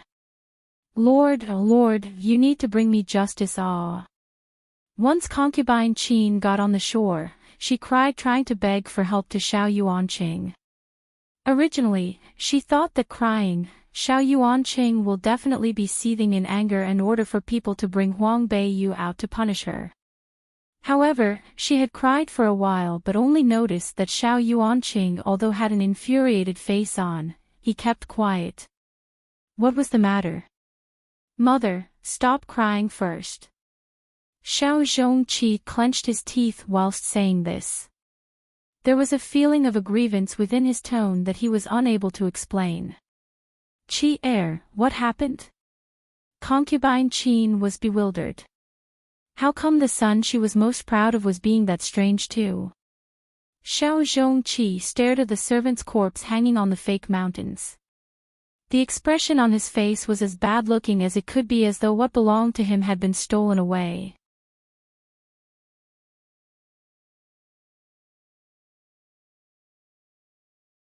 Tidying up the family manor. 10. Huang Beiyu had won during the competition of Lingyang College. Xiao Zhongqi stated, not willing to accept this. Concubine Qin widened her eyes. 1. That useless thing actually won during the Lingyang College's competition. She heard that the Imperial College was going against the Martial Arts Academy. The students of the Martial Arts Academy were weak. She won who? Xiao Zhongqi humphed, the government ministers Lin Wanyi. The future Jing Wangfei. Concubine Qin covered her mouth.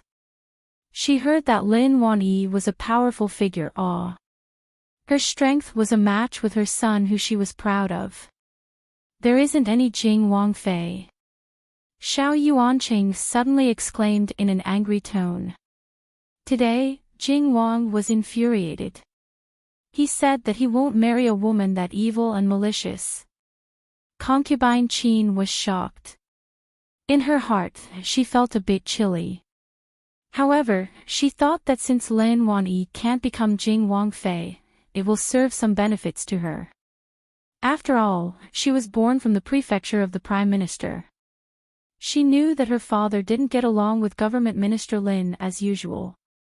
If Government Minister Lin's daughter can't become the Jing Wangfei, wouldn't it be as she desired? Looks like it will be busy within the prefecture of the Government Minister. The corner of Concubine Qin's lips curled up into a smile. That face filled with mud and stains was really in the way. Xiao Yuanqing humphed, what is this look? You've become happy now, are you? Lord, that Huang Beiyu had won Lin Wanyi out of luck most likely. Lin Wanyi is from the prefecture of the government minister but also doesn't get along with our prefecture. If she can't become the Jing Wangfei, shouldn't we be happy as well? Concubine Qin answered, not willing to back down. Unacknowledged woman. Xian Yuanqing yelled, what do you know? Luck? 1/2 times can be luck, but the third time. How could she have such a piece of good luck? What third time? Concubine Qin was the standard type of woman who held no brain. She blinked her eyes and looked towards her son, Qi. What else happened today? Xiao Zhongqi turned his head around with his eyebrows scrunched. His tone was bitter. Today, Wang Beiyu had also won against Lin Ziqing. That Lin Ziqing had gotten severe injuries now. Hiss, all the servants and maids standing by the surroundings all couldn't help but let out a cold sigh. The bloody whip in Concubine Shua's hand was just taken away from Xiao Yun. Her hands were still shaking, and when she heard the words, she was stunned. Right after, she didn't even care that the person who was talking was Xiao Zhongqi. She hurriedly inquired. I heard that Lin Ziqing was about to approach the rank of a golden warrior. Did he underestimate his enemy? When she said the words, Concubine Shue could hear that her heart was frantically pounding. Xiao Yun, with a low voice, replied, it's not that he underestimated his enemy. Lin Ziqing used all his strength and even used skills of his sword, but was heavily injured by that girl after she insulted him. Concubine Shue held onto her chest, letting out a moan. How is this possible? She was basically no, she is not a useless thing. Concubine Qin widened her eyes. Her gaze shifted towards the corpse on the fake mountains. She suddenly thought back to the scene where Huang Beiyu killed someone. Fresh blood was everywhere and she was cruel and ruthless. Suddenly, she felt like darkness was in front of her eyes. She fell in Xiao Zhongqi's arms. Mother! Xiao Zhongqi yelled out loud. She hurriedly carried concubine Qin and said to Xiao Yuanqing, "Father, I will go bring the mother to rest." Go! At this time, Xiao Yuanqing was very irritated. He didn't want to see concubine Qin, who was noisy and ignorant. This type of woman, only when she's in the room that there is a slight pleasure. When facing towards important matters, she was an idiot.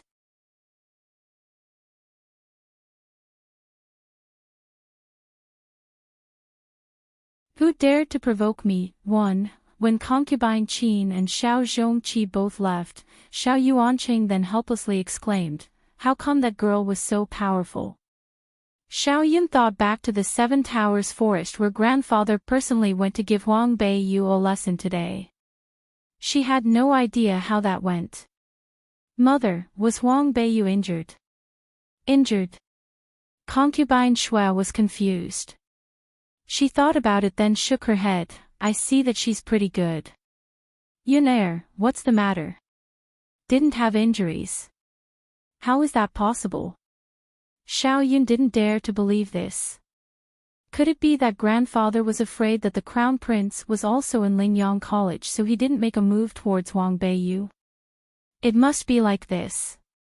After all, Huang Beiyu still had the emperor and empress dowager as support. If something happened to her, the emperor will definitely be angry. Plus during that time, the crown prince and princess Yingyi knew that she was the one who went to find Huang Beiyu according to grandfather's orders. If something happened to her, family Xiao won't escape from this. Humph, she got away easily. Xiao Yun bit her lips, saying, "She is so arrogant today. If we don't teach her lesson, in the future she might flip the sky over. Right?" Concubine Shui looked towards Xiao Yuanqing as though plotting a scheme. Today, she said that the person who is in charge of the prefecture of Princess Zhang is her. Family Zhao's people don't have permission to manage this prefecture. She didn't even place the Lord in her eyes.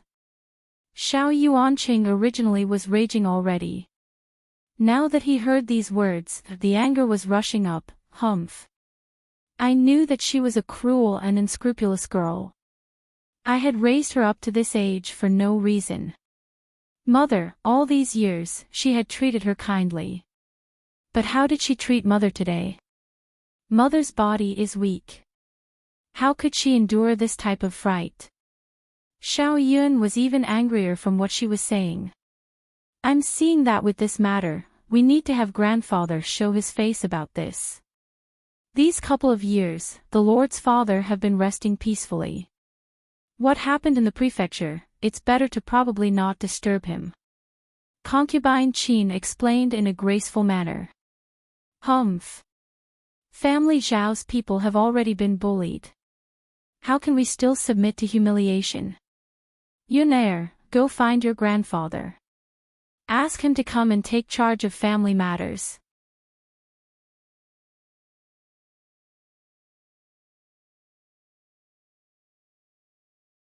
Who dared to provoke me? 2. Xiao Yun heard this and was secretly happy about it. Even the father had made this decision. That Huang Beiyu's good days are coming to an end. She hurriedly called for her own maid, Xia and I, to call for the Lord's father over. Humph. With a senior coming over to manage family matters, the Emperor and Empress Dowager won't be able to intervene with this.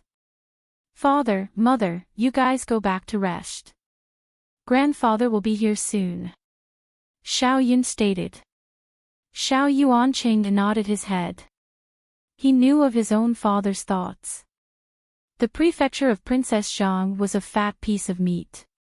All the years, Xiao Qiyuan also had the thoughts of gaining some profits from this. This time, isn't it a great chance? He had been in the prefecture of Princess Zhang for many years. It's about time that he controls this place. Once she saw that Xia and I went out, Pei Xiang hurriedly went to report to Lu Yungu. The Lord's father, that is not a figure to easily be provoked. Third young miss, do you want this maid to secretly let that maid Xia and I be? Pei Xiang had a harsh heart and made the action of wiping one's throat. Huang Beiyu's eyes flashed over a mocking smile. She adjusted her dress. If they want to bring the Lord's father over, how can they let only the second sister do so? Dongling, you go too. Say that I am inviting the Lord's father over to the prefecture as the guest. Please let the Lord's father come. Third young miss. Pei Xiang was bewildered. What play was the third young miss playing at this time?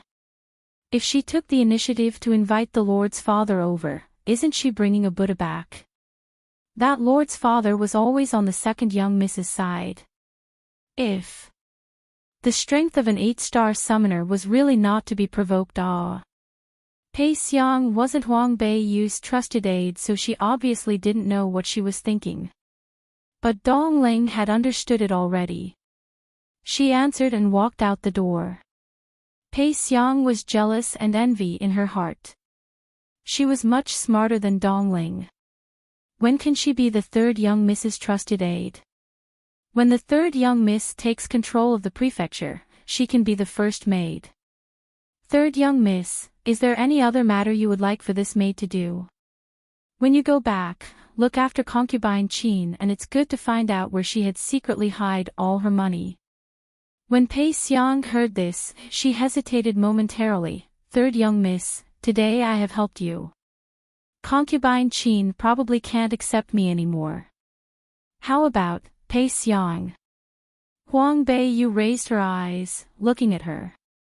If you have done a good job on this, it's the best information I can use against concubine Qin. If you have made such a great accomplishment, then in the future, all the matters within the prefecture of Princess Zhang, I will give them all to you to manage. By that time, you are probably the first female housekeeper of Nanny country. Pei Xiang was ecstatic in her heart. She forgot all about being afraid and hesitant. Within the Nanny country, the prefecture of Princess Zhang held a lot of statuses. If she became the housekeeper of the prefecture of Princess Zhang, then when she goes out, her position is not any worse than the young misses. Yes, this maid will go and complete the task given by the third young miss. She stared at Pei Xiang's silhouette and coldly smiled. Human desire is such a frightful thing. For desire, they could even forget about their lives. Xiao Yun called for someone to call for the Lord's father. This news was spread out, and all the maids/servants in the prefecture were quiet. They all quietly waited for the Lord's father's arrival. When the time comes, there will definitely be a great show. Huang Beiyu was resting leisurely by herself, so she took out 100 refinement scroll to examine the different ways of detoxifying. As long as it worked in the slightest bit, she will try it. Although 3 days was short, no matter what, she will consider for Zhanya's life. She didn't like owing other people.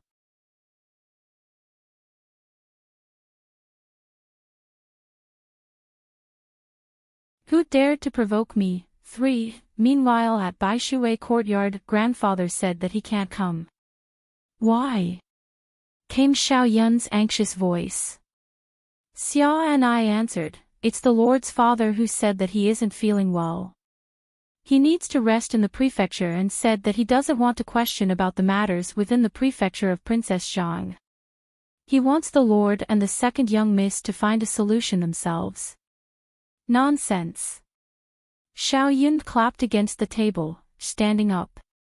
How would grandfather say something like this? It must be you, this girl who hadn't explained everything clearly. Xia and I hurriedly kneeled on the ground. Second young miss, this maid is innocent. Although this maid is clumsy with words, this maid is still able to say a couple of sentences. This was the Lord's father's original words. This maid reported this back to the second young miss, without missing a single word. Second young miss, please investigate this. Xiao Yun clenched her teeth, deeply sighing, then she slowly sat down. In her mouth, she mumbled, it doesn't make sense. How come grandfather wouldn't come? Concubine Shui walked out from the room and lowered her voice. Yun, your father is sleeping right now. What are you making a loud racket about? Xiao Yun pursed her lips. Grandfather said that he's not coming. How come the grandfather isn't coming? He's an old man, so he must be busy. You think that everyone is like you? Yun, what happened today? Concubine Qin had suffered more. How about let them go torment each other while we sit in the mountains and watch the fight? Indeed, sitting in the mountains and watching the fight was much easier. However, what she was more concerned with was why the grandfather isn't coming. Today, within the Lingyang College, the grandfather let her go find Huang Beiyu. At that time, the grandfather had told her in a serious tone that if this Huang Beiyu was able to listen and let him use her as he wished, then he will keep her. If she didn't listen to him, then he will definitely not show mercy. Now that Huang Beiyu was that arrogant, how could the grandfather keep enduring this? Normally, grandfather had deep foresight and rigorous schemes. This time, there is probably some reason behind it. Xiao Yun secretly thought about it when suddenly a maid from outside came in, reporting, "Lady, young miss, the servant outside came reporting that the Lord's father is coming. Grandfather is coming." Xiao Yun suddenly stood up. She was ecstatic. She knew that grandfather will definitely go against Huang Beiyu. How could he possibly not come? She harshly glared at Xia and I.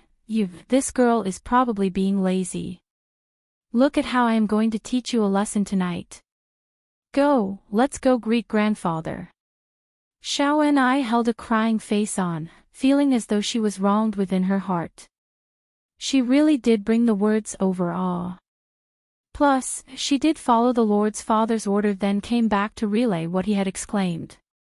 The Lord's Father did say he wasn't going to come. How come he is coming at this time now? When the concubine Shui heard that the Lord's Father was going to come, she wanted to call Xiao Yuanqing up from inside the room, but looking at Xiao's face, her eyebrows were slightly scrunched. Nir, are you sure you brought the words over and the Lord's Father said that he wasn't coming? Report to the lady, this maid for sure had brought the words over. The Lord's Father indeed did say he wasn't going to come. Ah. The eyelid of Xiao's eyes was brimmed with tears. The second young Mrs. methods were usually harsh. She had no idea how she was going to teach her a lesson tonight. Just by thinking about it, she was beginning to shiver all over her body. Lady, you need to bring justice to this maid. Ah. This maid really wasn't being lazy and didn't lie. Concubine Shui held on to the handrail of the seat, standing. She scrunched her eyebrows, thinking for a while. This Xia and I, from childhood, she was the one training her. She was a diligent and attentive honest person, never lying. Then what happened with the Lord's Father today? He didn't need to play a joke on a maid. How come he said he wasn't coming but then end up coming? In her heart, there was a faint feeling of something bad happening. She hurriedly ordered towards Xia and I, quickly go in and wake the Lord up. Tell him that the Lord's Father is here.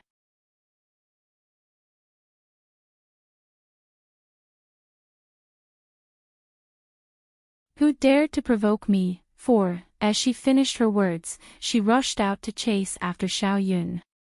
Living for so many years, after all, she wasn't like Xiao Yun, this 16 years old and that innocent. Some things you can't look just on the surface. Xiao Qiyuan was carried over by a sedan chair. His body was covered by the thick fox fur coat, bundled tightly. He had a mink fur hat on, covering the white hair. Besides the 4 servants carrying the sedan chair, Xiao Qiyuan had brought along a couple of extraordinary people. 2 men and 1 woman, looking at the prefecture of Princess Zhang in alarm before daring to walk in. Grandfather. Xiao Yun had already stepped out, welcoming him. She was delighted and crisply calling for him. I thought you aren't going to come. I thought that you don't adore Yun anymore. Xiao Qiyuan walked off from the sedan chair. He swept his eyes across Xiao Yun, revealing a sense of warning. Xiao Yun inquired out of confusion, "Grandfather, what are you looking at? Where does Princess Beiyu live?" Xiao Qiyuan didn't pay attention to her, immediately asking. Xiao Yun felt joy in her heart. As expected, grandfather was coming to stir up troubles for Huang Beiyu. However, if they were the ones coming to find her, doesn't that make it seem like they have no faces? She should let grandfather go to the front hall first and sip some tea while she orders for people to tie Huang Beiyu out. "Grandfather, we have prepared your favorite tea in the front hall. How about you first go dash?" Her words weren't even finished when Xiao Qiyuan turned impatient. He casually grabbed a maid over, "Lead the way." The maid was frightened. In front of her was an 8-star summoner. How did she dare to resist this? She hurriedly led the way to Lu Yungu where Huang Beiyu lived. "Grandfather." Xiao Yun held a face of confusion. Grandfather didn't need to be that urgent, right? Yun air. Concubine Shui, who had run out, grabbed onto Xiao Yun's hand, a look of uneasiness. "Mother, what is the matter? If your body isn't feeling well, then go back to rest. I will go see how grandfather is going to teach Huang Beiyu a lesson." Concubine Shui glared at her. In her heart, she sighed. After all, she was still a kid. No matter how smart she was, during times of importance, she would still make stupid mistakes. "Stupid girl, did you not hear how your grandfather addressed that girl?" Concubine Shui hurriedly exclaimed, as though afraid that Xiao Yun will run away after not hearing her words. Xiao Yun was stunned. She recalled, "Call Bei." Suddenly, that lovable and good-looking face turned white. "How come it's like this? It's impossible. Before, I must have heard wrong." Xiao Yun mumbled. The body, on the other hand, turned freezing cold already from top to bottom. "Yun air, let's better not easily make a move." Even your grandfather had also dash. At this time, concubine Shui had felt the real terror. She thought back to today in the garden where there was a servant's corpse hanging on the mountains. Suddenly, she felt as though her hair had stood up. Xiao Yun choked with emotions. Suddenly, tears fell out of the eyelids. She started screaming, "I don't want this. I don't want this. Mother. Even until death, I won't believe this. That slutty girl, how dare she? Speak with a lower voice." Concubine Shui covered her mouth and turned around to look at the surrounding people. Thankfully, at this time, a lot of people knew that the Lord's father was about to arrive and was on his way to Huang Beiyu's Lu Yungu. They thought that there was going to be a show to watch, so they all headed towards the direction of Lu Yungu. Xiao Yun woo a couple times before she sniffled and exclaimed with her red and swollen eyes, "I don't understand. How come even grandfather is like this?" Concubine Shui thought about it in detail, that Huang Beiyu, in the past, has been deemed as a useless thing. She had let anyone bully her.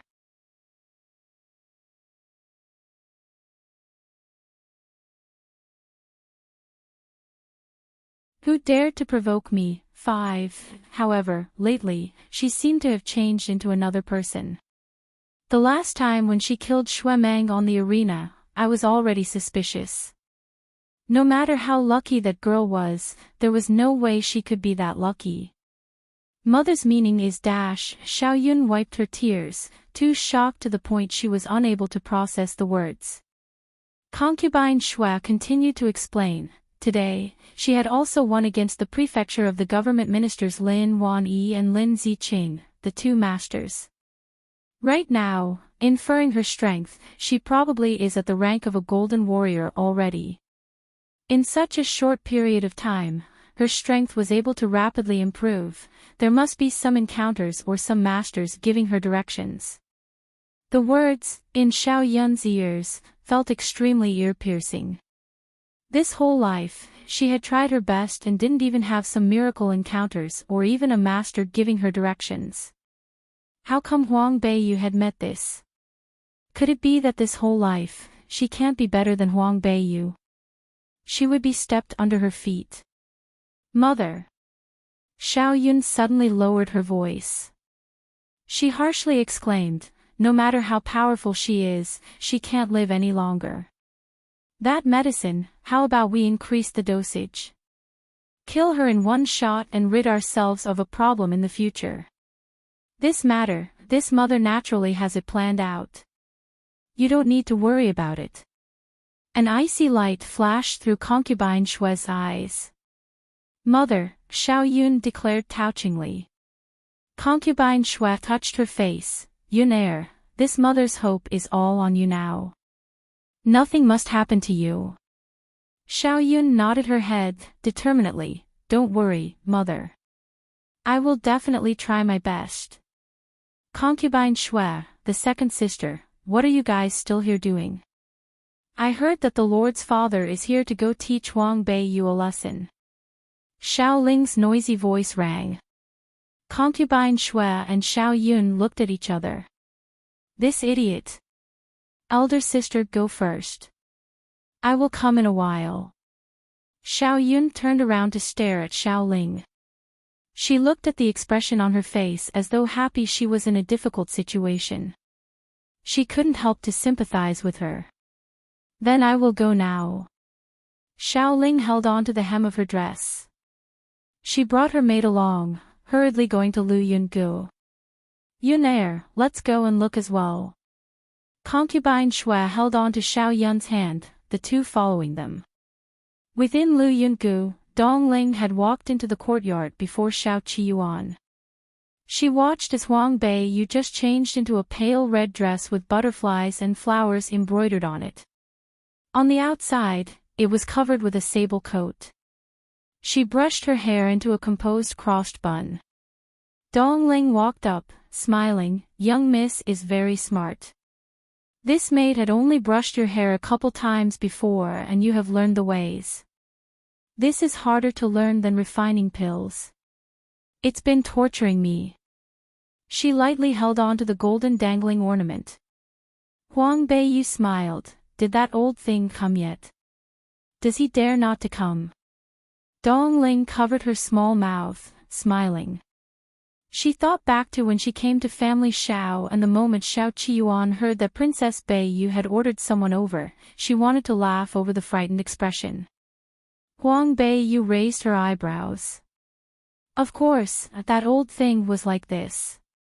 The fright that the honorable spirit had given him, he probably won't be able to forget about it his whole life. The gap in strengths was that huge, so even if he shrunk into a turtle, he won't be able to hide awe. If he still hid his powerful strength, then maybe he could hold a rougher tone, but if he didn't, then he could only obediently let him be bullied by her. Once she thought up to here, Huang Beiyu couldn't help to admire the honorable spirit. Most likely, from when he had made a move to Xiao Qiyuan to when he let him escape, he had thought of this already. You're tuning in to the LoveLore Library YouTube channel. We're so grateful for your support, and don't forget to subscribe to join us on this incredible journey through captivating stories. Your generosity through donations truly makes a world of difference, as it's the primary source of revenue that allows me to expand and enhance this channel for you. Thank you from the bottom of my heart for being a part of this adventure.